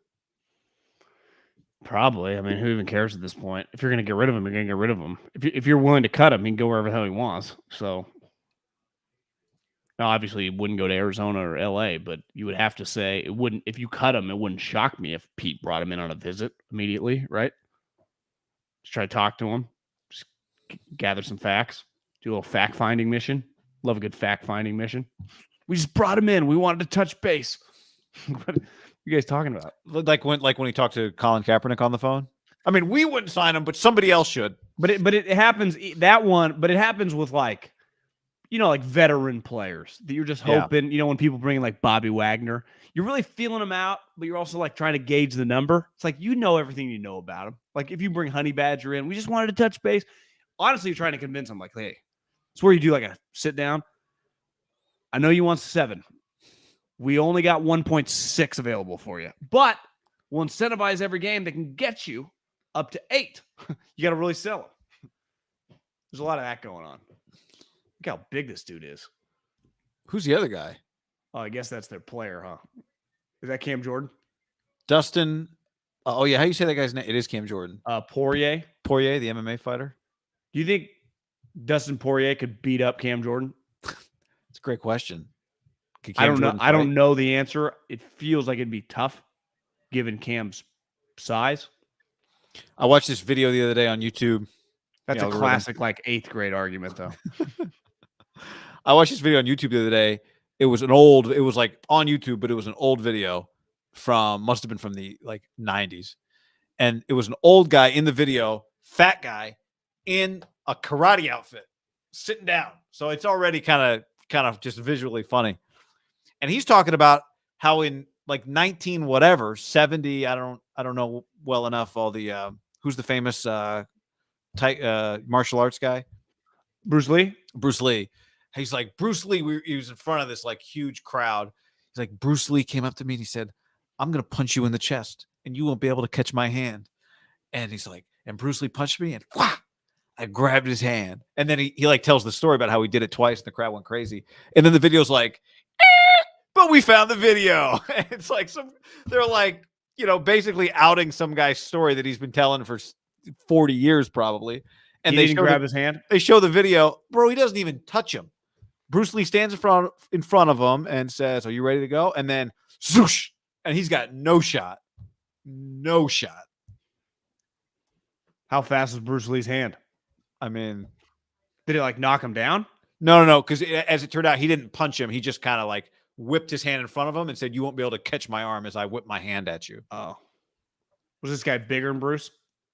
Maybe a little bit. Yeah, a little bigger. You remember when Bruce Lee's son, who was an actor, got killed on a set for like a... Yeah. It was kind of Alec Baldwin style. There was a real bullet in the gun, which... Oh, is that what it was? Was he like a stuntman? Maybe? No, I thought he was a real actor, and he maybe did his own stunt or something, Tom Cruise style. I just have a hard time understanding how a gun on set, there's not like before we say action, someone's like, hey, you want to check the chamber? I don't understand how it's not like we can't get a fake gun that just looks like a real gun. No one's making those. But even if you get real guns, you don't have to have any ammunition. That seems like a pretty easy one. Yeah, you're supposed to take the bullets out. Yes. But they didn't check them. How does Alec Baldwin not just check the chamber or Crow? He was the Crow. Yeah, he was. He was an up and comer. He died, shot. Blanks can still kill you. Alante Taylor, the cornerback taken by the Saints at 49. Kansas City on the clock at 50. Are they taking a receiver here, you think? I got New England on the clock. Oh, there was a trade. Bill and Andy kind of wheeling and dealing together. Well, they traded yesterday too, right? Have you seen The Armor for Rust? I wonder if Rust was supposed to be a good movie. I saw like they just released the tapes. I do not plan on watching them. They're actually still coming out with the movie? No. Like all the, as part of the investigation, they got the footage that was being shot over the course of that day as evidence. Would you guess the movie's canceled? Released. I would guess the movie is canceled. Yes. It's a hard one. Brandon Lee. Wait a sec. Okay, so Patriots pick is in. Eagles are on the clock. Niners are still 10 picks away. 61 feels like it's a good pick, but man, it's a long ways away sometime. Jesus. It feels like it's going to be very boring. Just like Guy Middlekauff, guard from Iowa. That's what it feels like, doesn't it? The problem is there's no quarterbacks pushing anybody down, right? That's part of what's happening in this draft is no player. Like in other drafts, you're really, if you don't need a quarterback, you're 5 spots higher than you actually are, or 6 or 7. If you're drafting 61, you don't need a quarterback. You're effectively drafting 55, but no quarterbacks are going. The Niners could really use a few quarterbacks get drafted here. Wonder why the Patriots would trade up. I mean, for a guard. Do they like that receiver? Sky Moore, the guy from Western Michigan? Could be him and Chip Taylor buddies. Could see UCLA tight end right here. Does he like Trey McBride? There's a big tight end from Colorado State, Trey McBride. Yeah, does he want it? But he just signed 2 tight ends last year. Well, he doesn't Did care. you trade him yet? He would. Does he like it? Does he like Drake Jackson from USC? Could see that.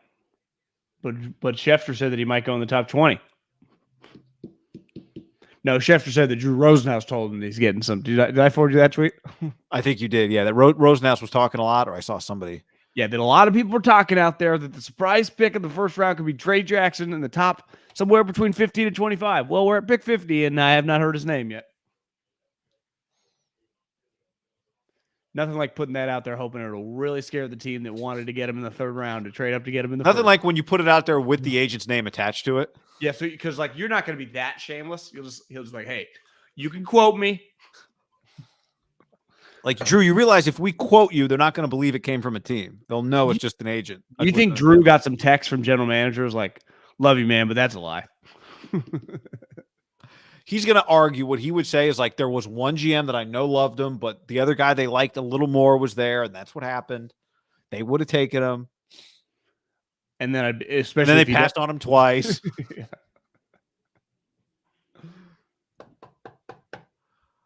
All right. Lawrence Guy. I've always wanted a Lawrence Guy jersey. What number did he wear? Like 90 something? Like a weird number, didn't he? Yeah, DT. Actually be a pretty good jersey for you to wear. Yeah.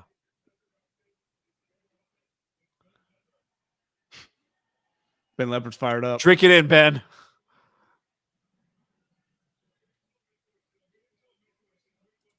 All right, we're waiting on that pick. Again, if you guys are just popping in, we are watching NFL Network's coverage. If you want to be watching the same thing we're watching. I don't think the Oregon or Cam McCormick. Are you talking about? That's a good comment. Let's see what you got, Ham. Boring draft, nut cutting time. Channel your inner John Miller and a rain delay. You see the ratings last night? They were down big time. Which ratings? For the draft? I did not see them. Down 33% from the last Well, I understand, John. There's only 9,000 YouTube shows going on last night. That, I don't think like Phoenix Suns impacted anything. 6 teams weren't draft. Was it 6? Didn't have a pick. 8. Oh, they went receiver. Tyquan Thornton. Get the card. Get the card. I love it. I got drafted. Salute. He just hit him with a salute. That's awesome, man. These kids are so fired up. That's really cool. All right, Bill. Bill took a receiver, John. Undaunted. I think this guy's pretty good. This guy ran fast. Remember Shakir Khalil told us that this guy ran fast. Wasn't he in his ST? Yeah. Remember they were next to each other at the combine. What if the Niners ran a 4.28? Look at these guys from Baylor. What the hell are they doing there? Track training. 4.23. Screen just said 4.28. Did I misread that? How many hugs Roger given? Big hugs too. Bear hugs. All right, he went receiver. Golly, John, is there going to be a quarterback taken? Let me do a quick scan here of this draft. So the Patriots just drafted at 50. Eagles were on the clock at 51. Would they take a quarterback? No. Eagles. Philadelphia Eagles. Okay. No. Pittsburgh at 52. No. Indy at 53. No. I wouldn't. I mean, you're trying to win now. Matt Ryan. Kansas City. No. Arizona. That'd be funny, actually, if they did. Their guy's way too sensitive to take a quarterback in the second round. No chance. He'd freak. He'd quit. Dallas wouldn't do it. Buffalo, no sense in it. Atlanta, I mean, not unless you think one of these guys is good. I think here's the problem, guy. The people don't think these guys can play. No, I'm just saying, who would even take a quarterback? Would Atlanta? It would be pointless to me for Atlanta to do it. Would it be weird? You're going to be bad. You'll draft early next year. 49ers did at 61. Would that be weird? Minnesota at 59. They took Kellen Mond a few years ago, but who knows? Bucks at 60. No, unless Tom's got his group of guys. Niners. They took Chiefs, a second-round pick last year. right? Kyle Trask. Niners, Chiefs, Bengals, Bronco. Who's taking a quarterback? Chiefs could, because they could easily, Malik Willis, we'll try to make them, and then we'll flip them. Turn them into something. But your team's getting expensive. You need contributors. This is the second round. You did just have 2 first-round picks, though. I know, but you do that in the 4th round. If you think you can make a guy, but it's like saying I'm a steak. I cook. I'm a chef. I specialize in steak. But let me also, while I'm making this really important steak, try and make some fucking something stupid. Cereal? Yeah, I don't know. No, focus your attention here. I hear you. I'm just trying to, sometimes you just get bored, you want to try a sweet project? Well, I know, but what I would say is 2 years in a row now, I would think, they've been close. The way it ended last year, they should not be bored. Well, they're not. They're not.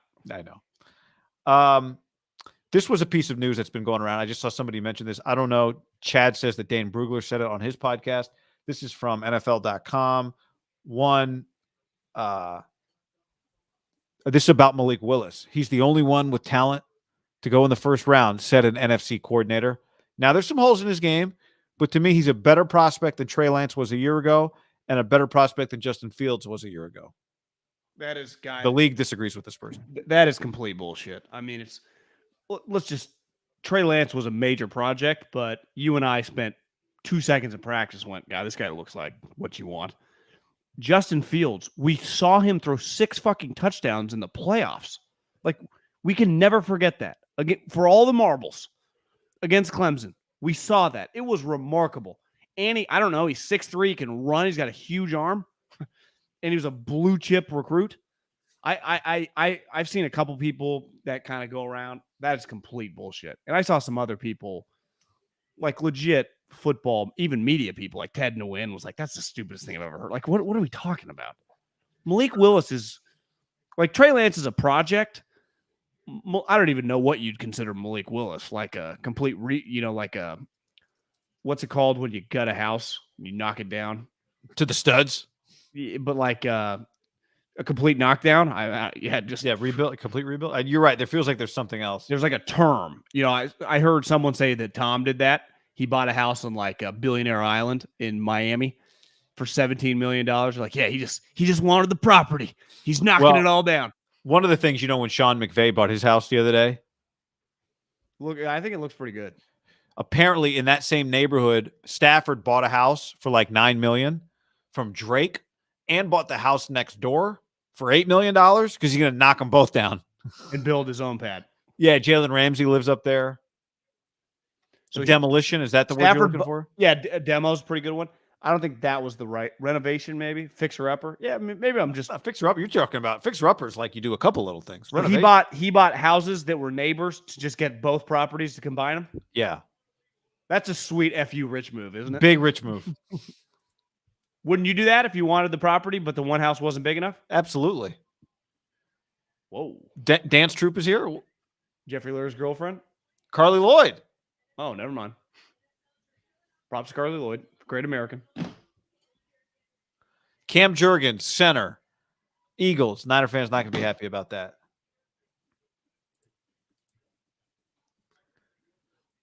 While they're talking about him, John, we can circle back to Odell Beckham from this afternoon. Just got the tea from Deebo Samuel. Should I spill? Question, laughy emoji. What does that even mean? Doesn't tea mean it's over when you sip tea? I think he's just saying, I got the information. Should I share it? Right? Is that what he's saying? Feels like Deebo's just coming back. I mean, obviously, but this guy's a pole vaulter or a thrower. Wow, is he a fireman too? Eagles love drafting linemen. They just live to draft linemen. They just love linemen. Look at Howie.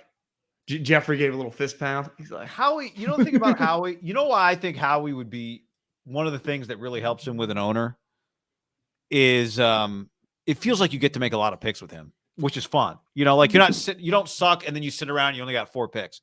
Howie's just how many picks we got today, Howie? Well, Jeffrey, we got 2 of the first, 3 of the second. And somehow we're going to get A.J. Brown, too, and not lose any of our picks. It's going to be amazing. Howie's also big on, like, Jeffrey, out of the 7 players on our team that are up for new contracts, I'm cool with trading 6 of them. Who do you want to wheel and deal? Like, there's just a lot of moving parts. Eagles by far have the most. They feel like a baseball team, don't they? Just churning people in, out, coming. Chase Claypool. George Pickett. So they just made him announce a receiver. Do you think he's happy? Did they lose someone? Lost Juju. Well, Juju and isn't like, are they kind of teetering with Chase? You know, feels like they're kind of similar, both big-bodied guys. Yeah. But weren't there some stories that like Chase is just kind of, is he getting some Juju vibes after Juju got some AB vibes? Are you saying they did that on purpose? Well, he was scheduled either way, but I wonder if they're like, you want to really rattle this guy? Let's have him announce George Pickens' name.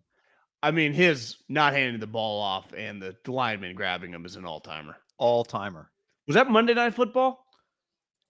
Feels like it was a primetime game, doesn't it? I can't. Yeah, it was a primetime game, but it was definitely at night.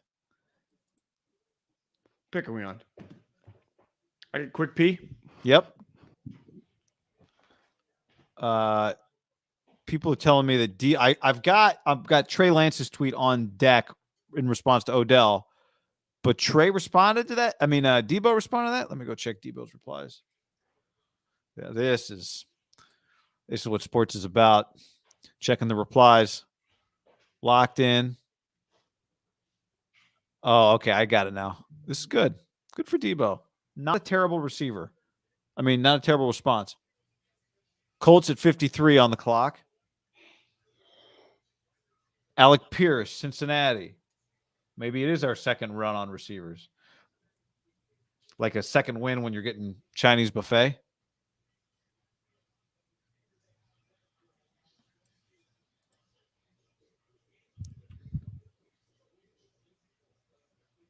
Michael Pittman. DJ. Michael Pittman. There you go. I think I should maybe I'll make a video on breaking it down products. So John, we since Cincinnati just took a receiver as well. So back to back 3 out of the last 4 picks have been receivers. I don't think the Niners would have gone receiver though. No, it's good for the Niners. I think the positions that they're not going to draft is good for them. Might have grabbed a little alcohol. We get there.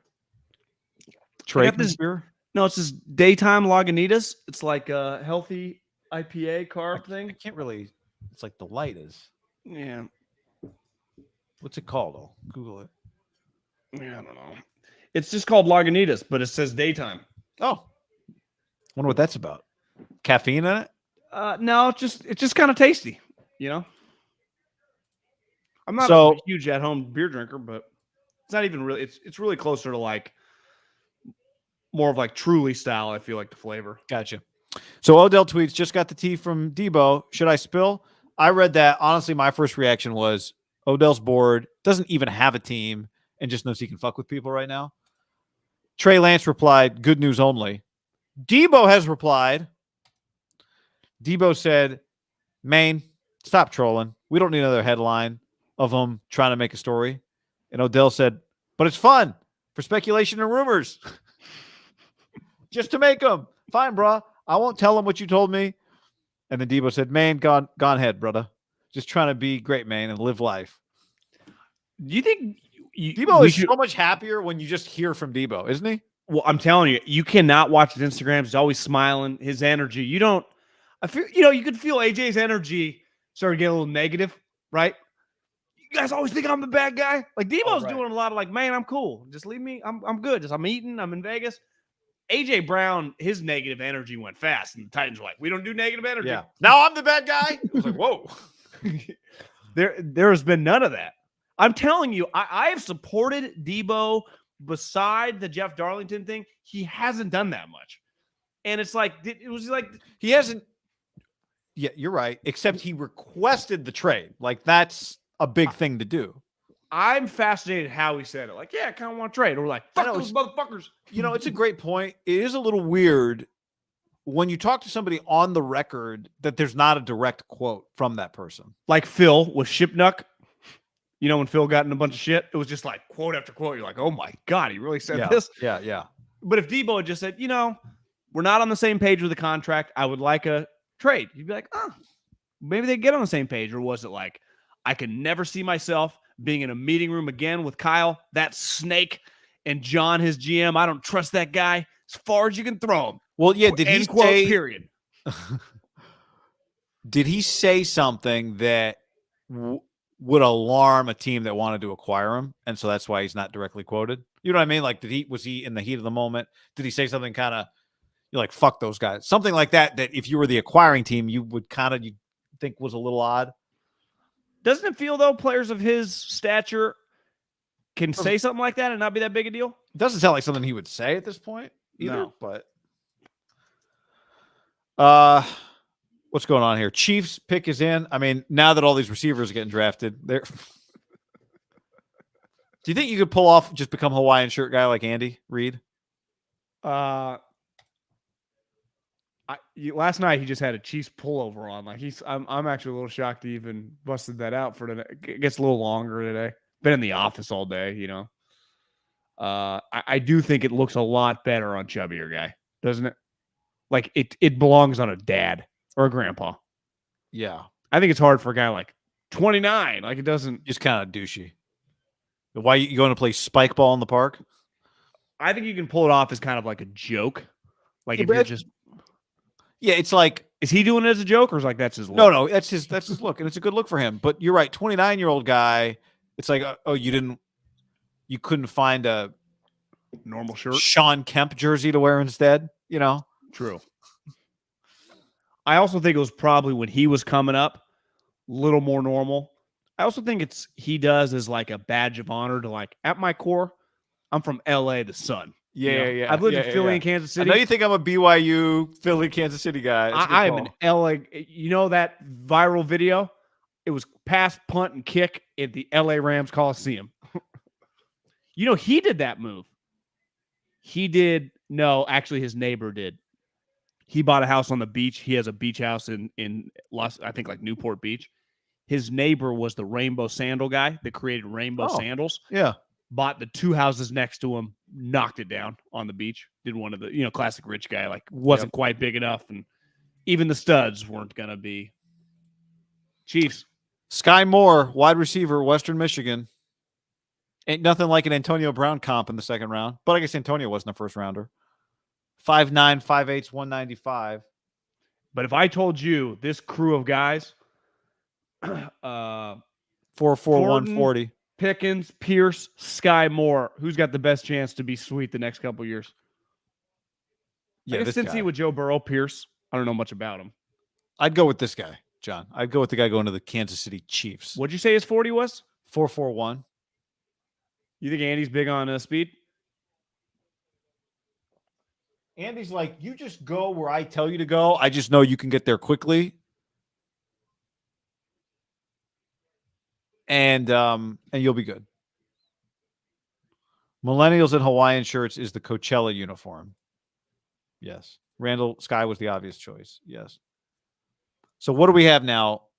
Would it be a red flag if you were an NFL team and your player went to Coachella? Like, because it's like it's the weekend before. Well, I guess it's 2 weekends before. It was 2 weeks ago. I don't mean one of these kids. I just mean a guy on your team. Would you feel great him going to that event? I think it's pretty normal for like 20-year-olds, 20 plus, like people in their 20s. What if I just said like, hey, I wouldn't choose that my quarterback went, but would it be a good look if it was like, yeah, Baker Mayfield was at Coachella? Would you recommend like, hey, Baker, I would not go. You're trying to get traded. What if Trey Lance was there? I mean, I wouldn't love it. Aeneas Williams, man. Because you do drugs there. Trey McBride, Colorado State tight end. Aeneas Williams wearing his Hall of Fame jacket on the stage. You see Scotty Scheffler throw out the first pitch in the green jacket at the Rangers? I know green's a weird jacket color, but do you feel that if you actually have one at your house, like, what coat are you gonna wear tonight? Like, I'll just go with the green jacket. No, never. Would you sport it or would you not? Would it Two be colors weird? that look great in theory, but it's hard to pull off. I'd say what Trey McBride's wearing right there, which is like that dark Reddish, cranberry, tannish. yeah. Yeah. Like it's like, man, because I've seen a few like, oh, I'm gonna get a pair of pants. Like I'll mix it up. I'll get some of those, and then it's like, then I start just thinking like, am I? It's just, I think they're just not me. I think maybe I would try them, but dark green. I think forest green is like a gorgeous color, but like I don't. As a jacket, as a suit, like how do you wear that? It looks way better as a hat than it does the jacket, doesn't it? I think those guys would wear it, Forest green, but like just the Masters hat always looks pretty clean. Oh right, yeah. Like it's easier. Like if you just like, hey, Well, like, Alyssa, you want to go get lunch? Pull out your A's hat. Let me see how it looks. I'm a diehard. Don't do that to me. I love you, Cavill. Did I see that Kevin Durant just showed up in like Capri on vacation in an A's hat? I think I saw that. Yeah. Do you think that the Giants were mad at the guy talking shit while he's at their stadium? Or do you think they even care? Would that piss you off? If They you were either like don't care or were pissed. I mean, I guess those are the only two options. Yeah, it'd be a little annoying. You think someone said something to him? Like, hey, fuck you, bro. I don't know. I mean, the owner took a picture with Larry Bear. Like they were there together. What owner? The A's owner. Yeah, I mean their connection with Billy and the GM. I mean, it's like it's probably pretty friendly now relative to what it used to be. Not with Cavill, but like the rest of the organization. Like, right. I mean, Billy says is the smartest guy he's ever employed. He loves him. They like text all the time. Yeah, I don't. It would annoy me if I were the Giants. You know, Billy Bean's favorite band is also Farhan's favorite band. And you know what band that is? Fish. I would say kind of close. You're in the right, not total vicinity, but it has Rush? a unique, younger. Think like early 90s. Like grunge? Yeah, no, but it's that Hootie and the era. Blowfish. Yeah, I would say closer to that. But they're international, so think like Beatles. But Coldplay? Or no, that's newer. 90s Beatles. The Killers? Earlier. Sam Williams, Ole Miss. Hard to get. I mean, it's kind of like a Beatles knockoff, but I mean, they had some jams. A Beatles knockoff. Smashing Pumpkins?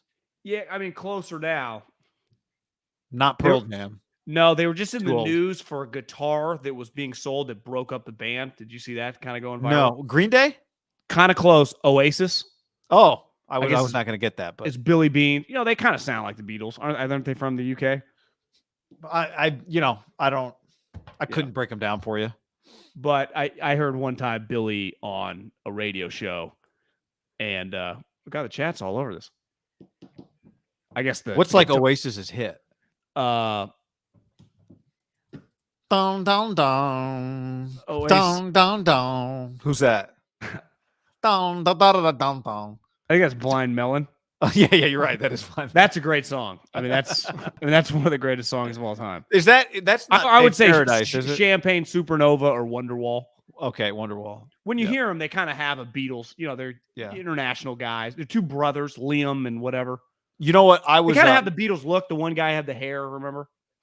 You know what? By the way, we are on pick 57 now. The Bucks are on the clock. Then Atlanta. Here's who's between the Niners and this pick: Bucks, Atlanta 58, Minnesota 59, Tampa 60, and then the Niners at 61. Champagne supernova in the sky. You know what I did the other day? I was watching.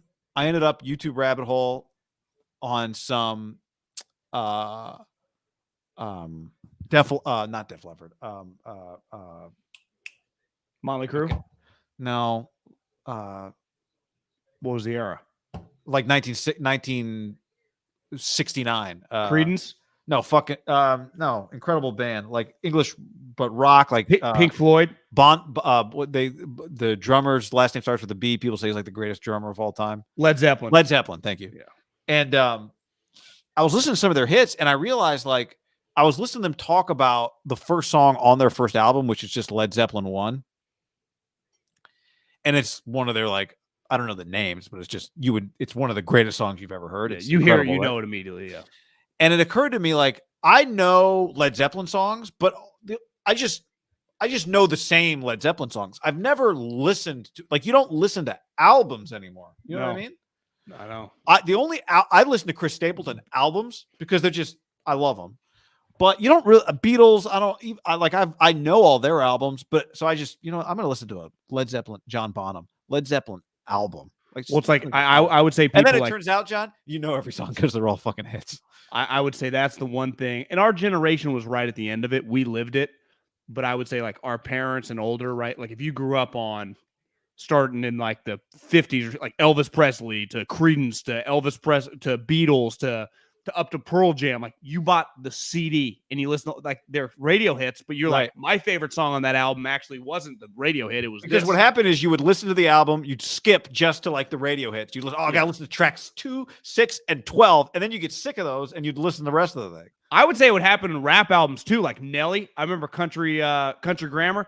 There are like 3 songs that never made it to the radio that every once in a while, like something will happen with Nelly, and I'll go to YouTube, Country Grammar, and I'll go to like my 2 or 3 songs. Those are just my jams, But they're not, you would never play it on the radio.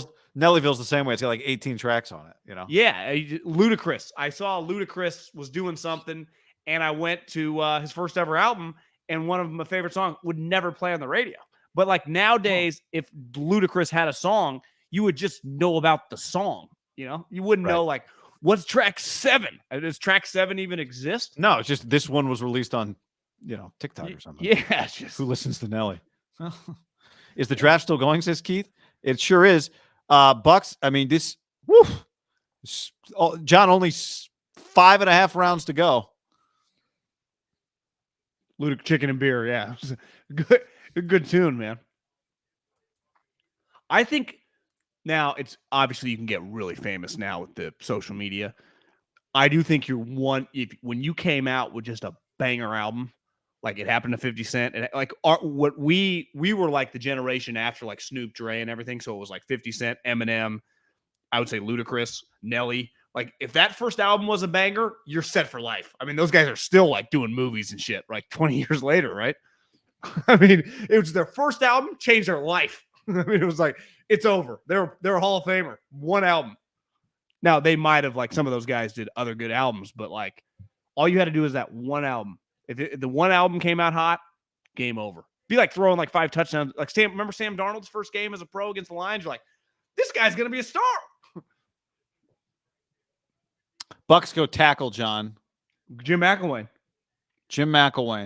They got a returner receiver who's pretty explosive. I don't know when he's going to get drafted, but I love a good visual, like after a pick's made, and everyone in the draft room's like, Arians, man, what a good. What's he doing? He's going to take his job back. You notice he's not at the front of the table anymore, though. He gave it to Todd's at the. Did you see the video of it didn't look like there was an owner in there, did it? I don't know. I didn't. Did you see the video of the guy the Bills drafted yesterday? Was it Elam? Yeah, the kid from Elam. Florida. Yeah. Did you see the video of him talking to the team? No. They give the phone to Terry Pegula because the conversation with the owner isn't awkward 100% of the time. God, yeah. Can we stop with the owner? And even Pegula was like, he gets on the phone, he was like, "Hey, young man, congratulations!" And all Elam keeps going, "Put the playbook on the plane. Put the playbook on the plane." He's like, "Oh, you want to get to work, huh? All right. Well, I'm gonna hand you over to our coach. Here's Sean." And then Sean picks up and he's just like, "Put the playbook on the plane. Put the playbook on the plane." You got to me. That's got to make you feel pretty good, right? If you're the coach or the GM, that's the first thing the guy's screaming at you, even if it's just emotion. But like his dad played in the league and his uncle played in the league. Screaming, "Put the playbook on the." Or were they sending his the uncle jet was for him? Matt Elam. His dad was named I think like a DB safety maybe, and his dad was Abe Elam. Pretty good genetics. I say so. Falcons are on the clock. Their pick is in. Then it's the Vikings. I've got this. Do you know what the visuals I love, guy? That's always cool. Like the obviously the owner's always weird, but that I love a good when they fly into the city, which all the kids did today, and then like a like a limo bus type picks their family. But when the guy comes and he shows up with mom, dad, and girlfriend, and he introduces like John Harbaugh's like, "Hey, Julie. Hey, I'm John." He starts introducing everyone. They're all introducing each other in the hall. Like, this is my girlfriend. This is my cousin Billy. This is my dad James, and you can tell his dad's so proud. This is my mom Megan. That's just going on all over the place. You're just allowed, if you're a first rounder, you can bring whoever you want. By the time you get to like fourth, you just show up solo. Like you ain't bringing girlfriends when you're like a fifth rounder. It's like just show up. Better be from the area. Yeah. Warwick Dunn, Troy Anderson, linebacker, Montana State. This guy, former quarterback, went to Montana State, was a quarterback. They moved him to linebacker, and I guess he's sweet. This is a good pick here. Honestly, a lot of people thought Belichick was going to be all over this guy. Look at this guy. He's tall. He can run. I guess the Niners probably couldn't have taken him, but knows the game. This highlight package, looks pretty sweet. Daniel Jeremiah just said he used the word torched. He torched the combine. Guy, quarterback to he was a first team so he's an all conference quarterback, and he was the defensive player of the year this year at whatever their conference is. How did Belichick not take this guy? Big Sky. I've seen it a few times. You remember Oregon State has a big guy who they moved to, he's like linebacker / Is he in this draft? Jack Coletto? I think he is, yeah. Because he went to an all-star game. I remember watching. Yeah. Utah had a guy a couple years ago. They moved from quarterback to safety to linebacker, Chase Hansen. Was he the guy after, I think, the USC game that was on with Ashley and the yes, LLOYD? You and I were talking about it. Like, that guy's big. Remember, he's like 6'5", 6'6". And you could tell LLOYD kept touching him and stuff. Yeah, he scored a touchdown. What's his position? We played linebacker, and he played like H-back. So he's got Patriots written all over him. Could he play special teams? Like, isn't that his deal? Yeah.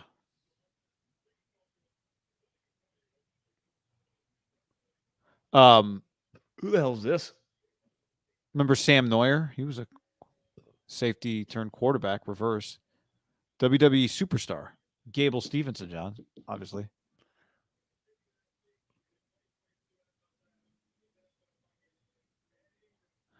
Nobody wants to take Nakobe Dean. Remember when Balky take him if he was the Niners GM? Remember when Miles Jack? No, he went like early second, but it was like Miles Jack was going to be a top 10 pick, and then he fell to the second after he got hurt. He had like no knee cartilage, or wasn't it something like that? The difference, I guess, is Miles Jack. He had a specific injury. Yeah, it was bad. It's pretty crazy. Jim Moore came to the Pac-12 to the UCLA and kind of operated from second, like recruiting wise, like the SEC. But then you watch him coach, you're like, how do you have all these sweet? You just had like Miles Jack. Remember Miles Jack was from Georgia? Miles Jack was like first team all freshman. He was a really good running back. Remember that?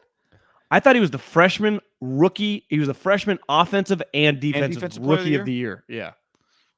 But like if Miles Jack was a freshman right now, wouldn't he probably just end up for Kirby Smart?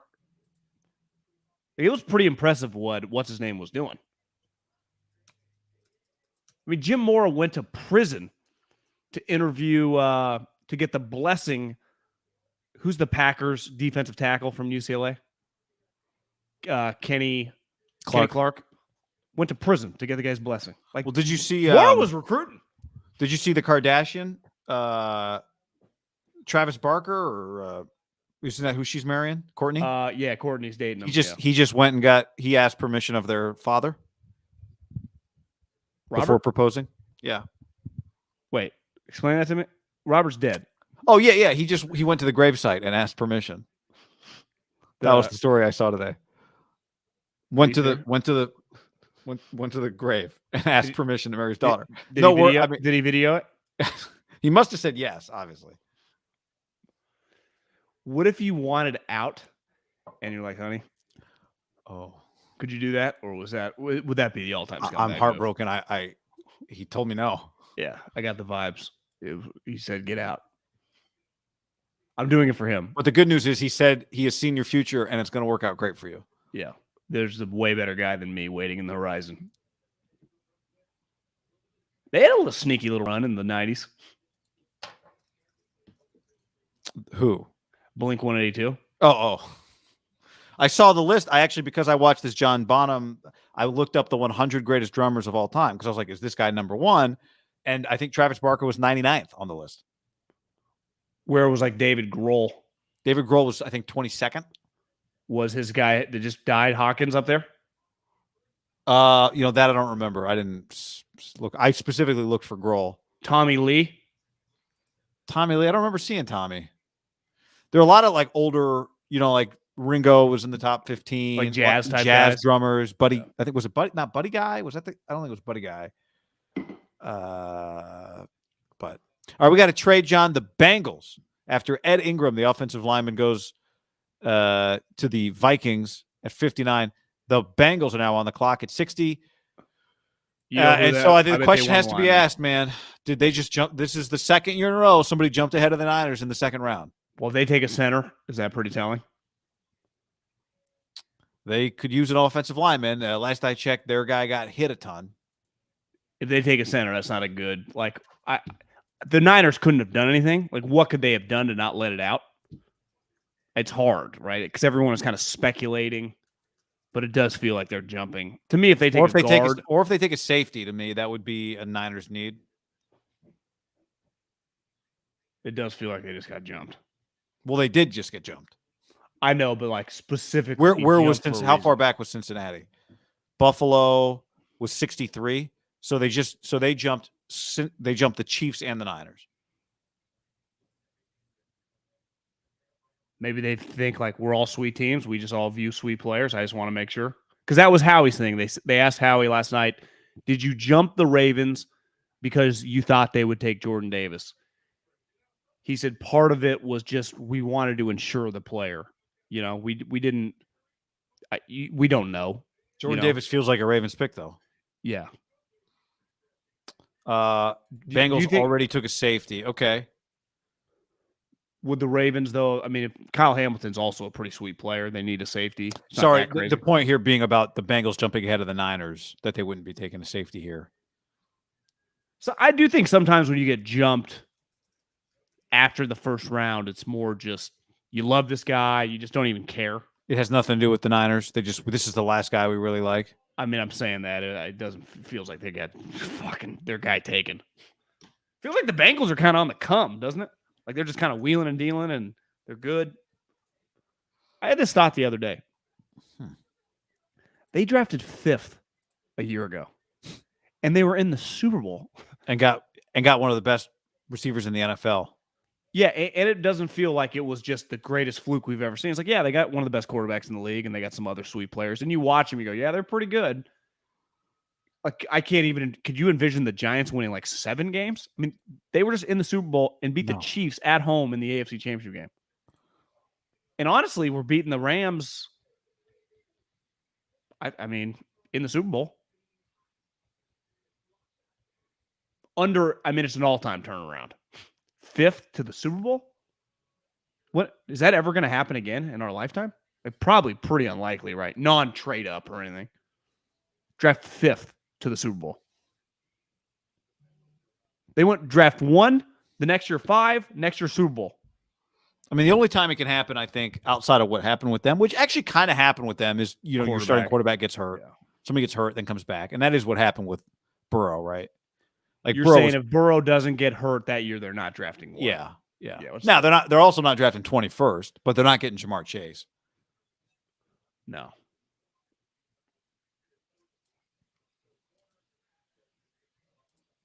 Ocho? No.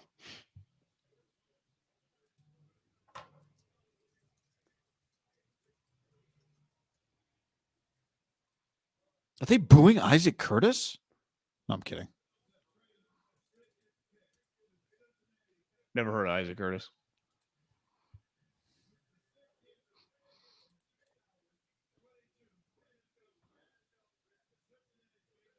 Waiting on the Bengals pick.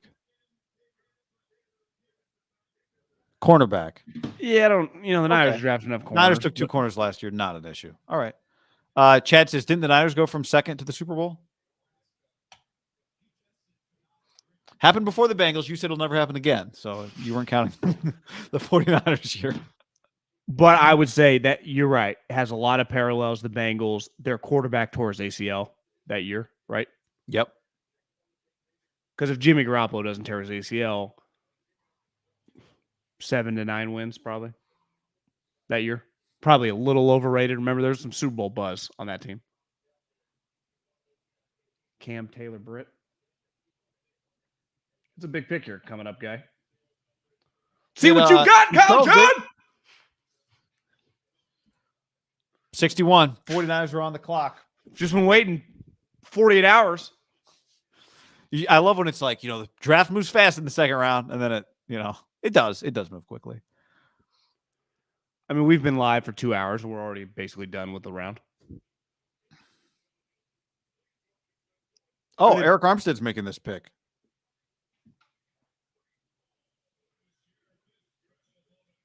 I thought. Roger's doing something here. Well, there's a Breece Hall video that needs to be played. I mean, do you think that they sell a lot of stuff throughout the draft? Like, is it a Breece Hall video brought to you by Verizon? Or was he not able to come out earlier or something?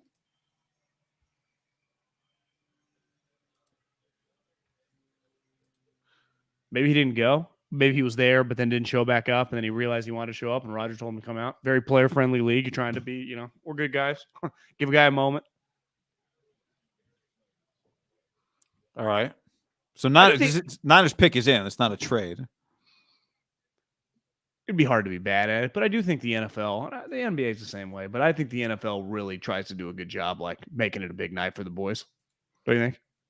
You mean for the players themselves? Yeah, the players and their family, and just like if you want to come, anyone's invited who's in the mix to get drafted. I mean, I think Roger would be glad, like all the second rounders, like they would open it up to have the second day guys coming out, right? I just don't think a lot of guys want to do it. People realize their dreams. I mean, not to be cheesy, but no, yeah, it's just a good look. It's just a good television product.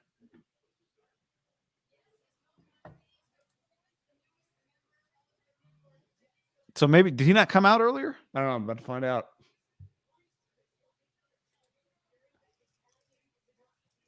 Oh, he was in the hotel? Did you hear that? Yeah.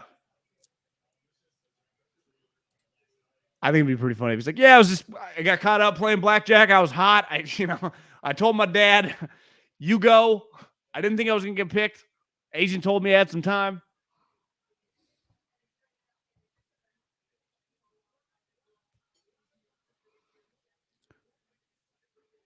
Yeah, I mean, I'm not in a rush, I guess, on the Niners. Yeah. This guy seems pretty likable.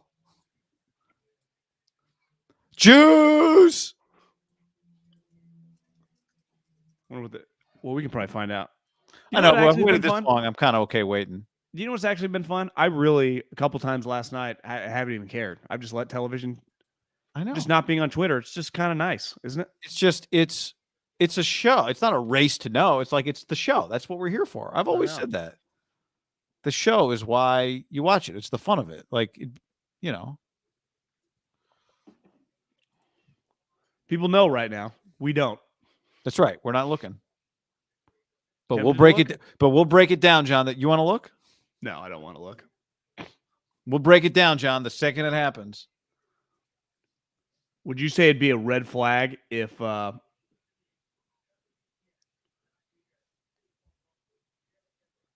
took a running back? I would say a running back would be a red flag. I honestly would prefer they don't take an offensive lineman, but I just pulled up CBSSports.com. It says best fit, and then it has 3 offensive linemen listed. I don't think you get mad at taking an offensive lineman. I know. I just, yeah, we'll see. I mean, this is the part of the draft too where you just take the guy that you like the best. Here comes Eric Armstead. All right, 49ers pick. You think you'd fit in that suit? 3 of me would fit in that suit. Give him credit. He's turned himself into a pretty damn good player. Yeah, he has. He really has.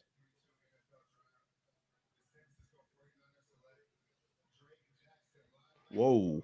Wow. Okay. The 49ers took Drake Jackson in the second round at pick 61. Remember, Matt Barrows had him mocked in the first round. I believe it was the first round, right? Maybe that was a hint to us about Drake Jackson, who is from Compton. Had a little hamstring issue. I think it delayed his 40-yard dash. He eventually ran. I think he ran a pretty good time. I have to pull it up here while we're talking. He was a 4-star guy out of Centennial, Corona. Okay, LA guy. When he was born, his dad wrote University of Southern California outside linebacker, 265 pounds on his birth certificate, and the nurses didn't allow it. Okay. So a couple weeks ago, you and I were going to make a video about Drake Jackson, right? Do you want to do that right now? Are you sending some text? Because I got some information on Drake Jackson. Or do you want to do it later? Yeah. Did you just get something? You want to just do a video? So you'll be able to cut it later. We'll go out eventually. Did you just get some information, or you want to wait? Yeah, let's do it now. Do you have something on him? I got something on him. Yeah, I got first round talent, awesome traits. Character can be a little hit or miss over his tenure. Again, this is inside info, SC, I don't know. Yeah. So that's what you just got from an NFL person. Yeah. First round talent. And like attributes like length, speed, explosion. I think the character is probably dropped him. And again, character, like we said, is not like arrested and stuff. It's just so it's interesting you say that. No one had said the word character to me. I talked to someone a couple weeks ago around the SC program. They just said maturity, which is, like if you went through all the character categories, like maturity is one you can deal with, especially if you have a high level program. I actually like this pick because you're betting on your established pipeline of producing defensive linemen. So John just told you what he heard from an NFL person was first round talent. I'll tell you what I heard from someone close to the SC program. This is a scouting report I got a couple weeks ago, and we were just holding it in case Drake Jackson got drafted by the Niners. This is what this person around the program told me. I'm not as high as him on some SC people are. I was confused with his weight loss from his freshman to his sophomore year. He dropped 20 pounds. He's a little awkward. He's 6'4", 260. And it's like, is he a really big outside linebacker or an underside defensive end? I always thought he could play at 280 and be a beast. If some defensive coordinator gets him and has a versatile scheme and he does that, put your hand down, drop, he's athletic enough to do that. First round pick, I think he's a great second round pick, but his best ball could definitely be ahead of him. I watched an interview that he did like a couple weeks ago, and what he said was, I'm a 3-4 outside linebacker or a 4-3 defensive end, wherever they need me. Okay, so what my guy is telling me is he played both in college, and he felt like he was kind of in between both of them, and it was never quite right, and he thought that Drake London should bulk up a little bit. I just wrote good pass rusher question. Oh, yeah. And when I say character, when NFL people say that encapsulates from getting arrested to being immature. Here's another quote I got. Can do it all. Very versatile player. I just brought up his wiki. He just turned 21. So this is a very, very young player. And his combine pre-draft measurables, basically 6'3", 255, 34-inch arms. Like we crushed Aiden Hutchinson. So I can be a little shorter if I got long arms. 36.5-inch vert. So you talk about explosion. He can stand up. He can be in line. He can be reduced. This is the scout. Obviously, they do the wide 9, get up field. I think they just got themselves. You know who this? I'm not saying he's this guy. This guy went in the first round, but D Ford, I would say a little shorter, but explosion, but long and bendy. I think this guy is their next D Ford, right? D Ford. Yeah, I mean, the story, double-digit pass rusher, but the story is that he's doing now what my guy told me 2 weeks ago he needs to do, which is get bigger, like bulk up, pick a position, and play at a higher weight. Here's the thing, though. The Niners don't demand, like they were cool with D Ford, right? Just pass. Yeah. If you can be a good, they don't need him to be Khalil Mack against the run. one thing they do have is 3 linebackers that can fly around and tackle, right? They drafted this guy to chase the passer. I'm not saying like they don't want him to get bigger and stop the run. You always want a well-rounded player, but if you can give me 8 sacks this year, would be a home run, right? Yeah. If I tell you he's an 8-sack guy, but he's not that great against the run, wouldn't they be cool with that right now? Yes.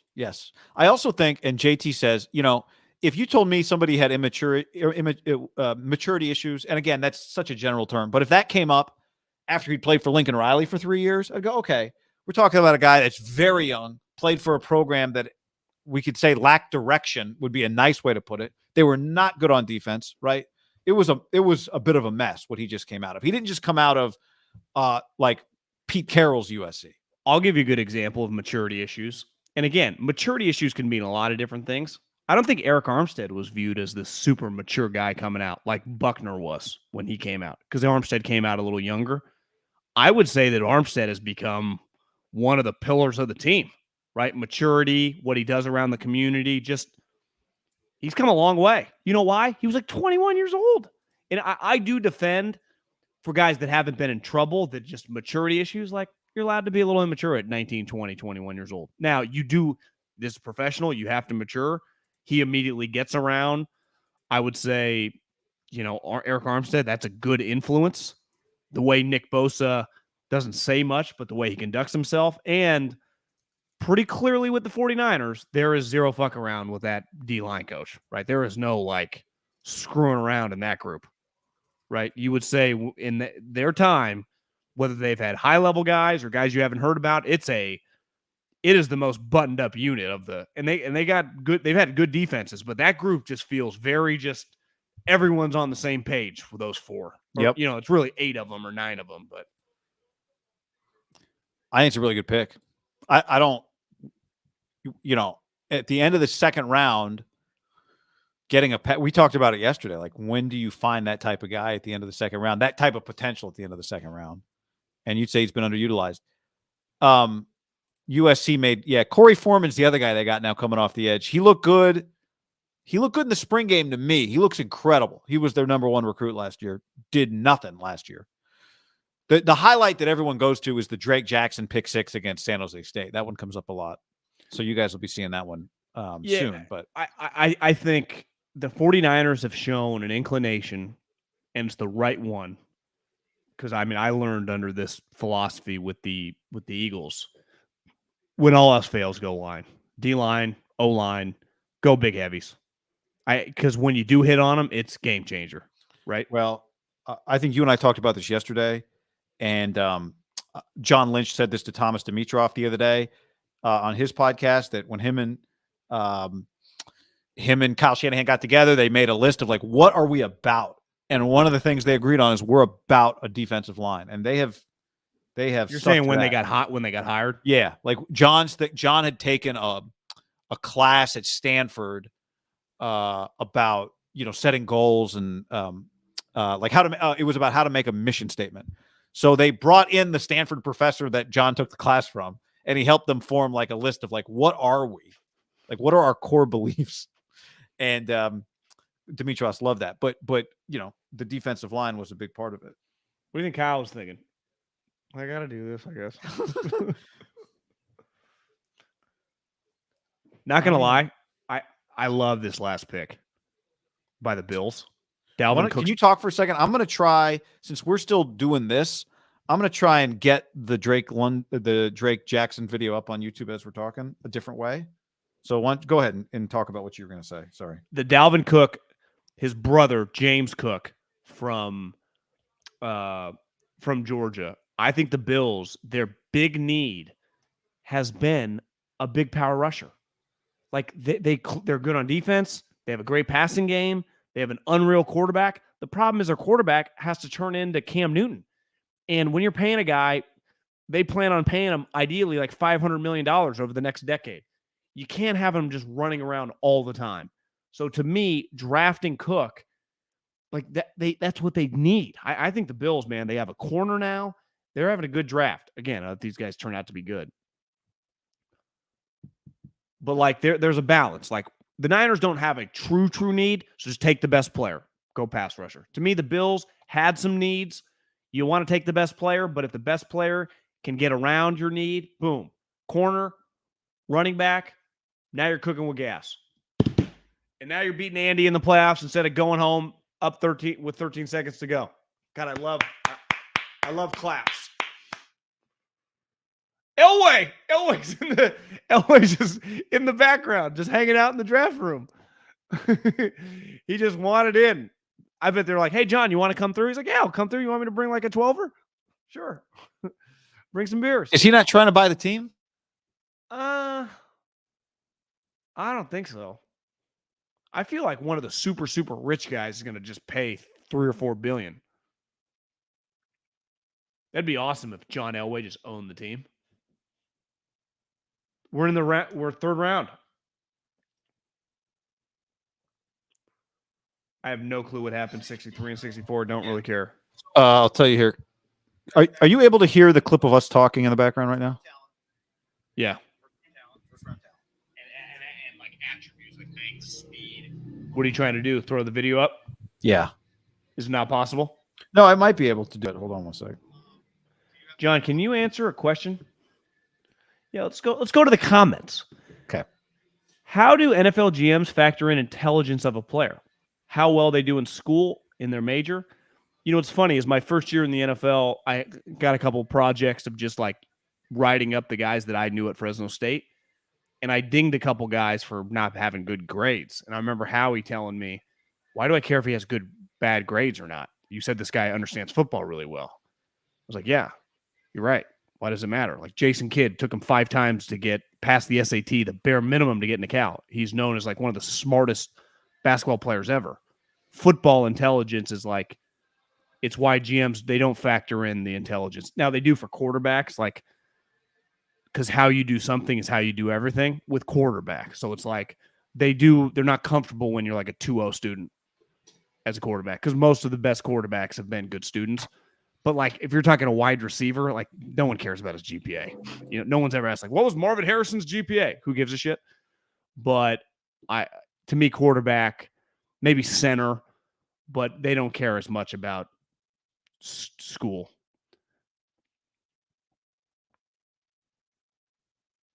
Well, did you see who's back at Cal this weekend? Rodgers?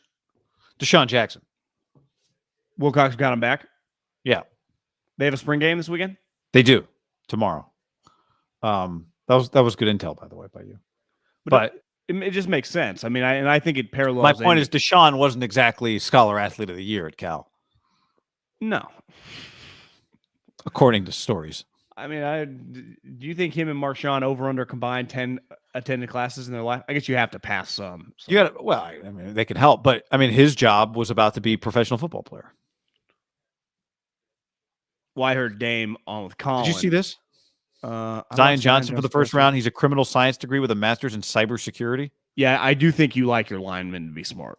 And they just tend to be like, they just tend to be smarter guys. Like there's just probably a lot of guards and centers like quarterbacks that are like, yeah, this guy could have been the CEO of a health company, you know, if they hadn't been, God gave them 6'4" and 320 and the ability to block. And you're like, well, just play football. But I guess not every offensive line. There's dumb offensive linemen too. Can someone explain to me how Dean went from a mid first round projection to third round? Injury size. It is a little crazy that he's still on the board. I will say that. You're muted. Sorry. Trying pull it off. Things at once here. I got a 4.0 GPA and didn't make the NFL. Must be my small hands.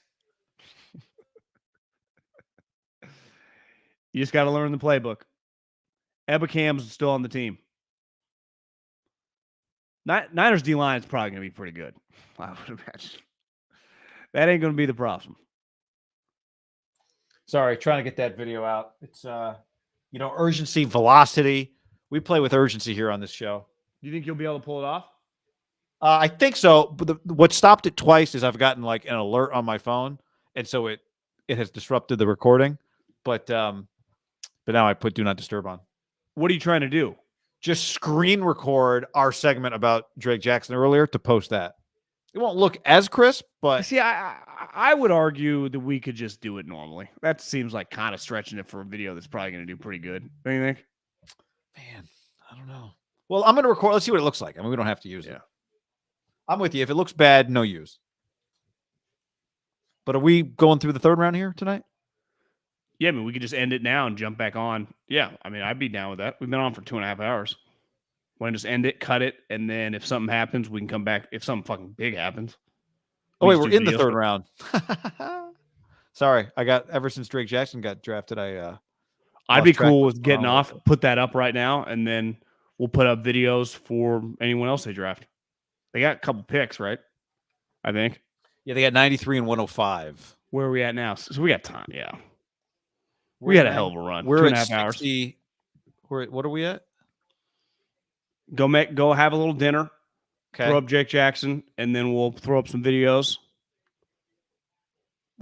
We could also just come. We could make a new. Just say we'll come back on live around, whatever, pick 85 or something.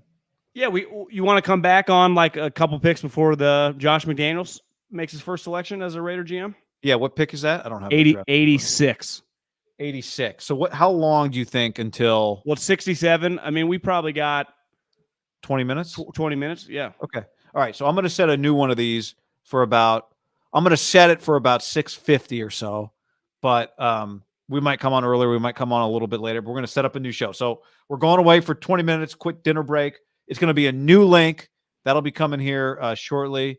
Randall, that's very kind of you. Thank you. Who else is fasting? Sam, respect the fast, but I'm going to go eat. All right. We'll be back. New stream coming here shortly. And love you guys. Appreciate it. Be back soon.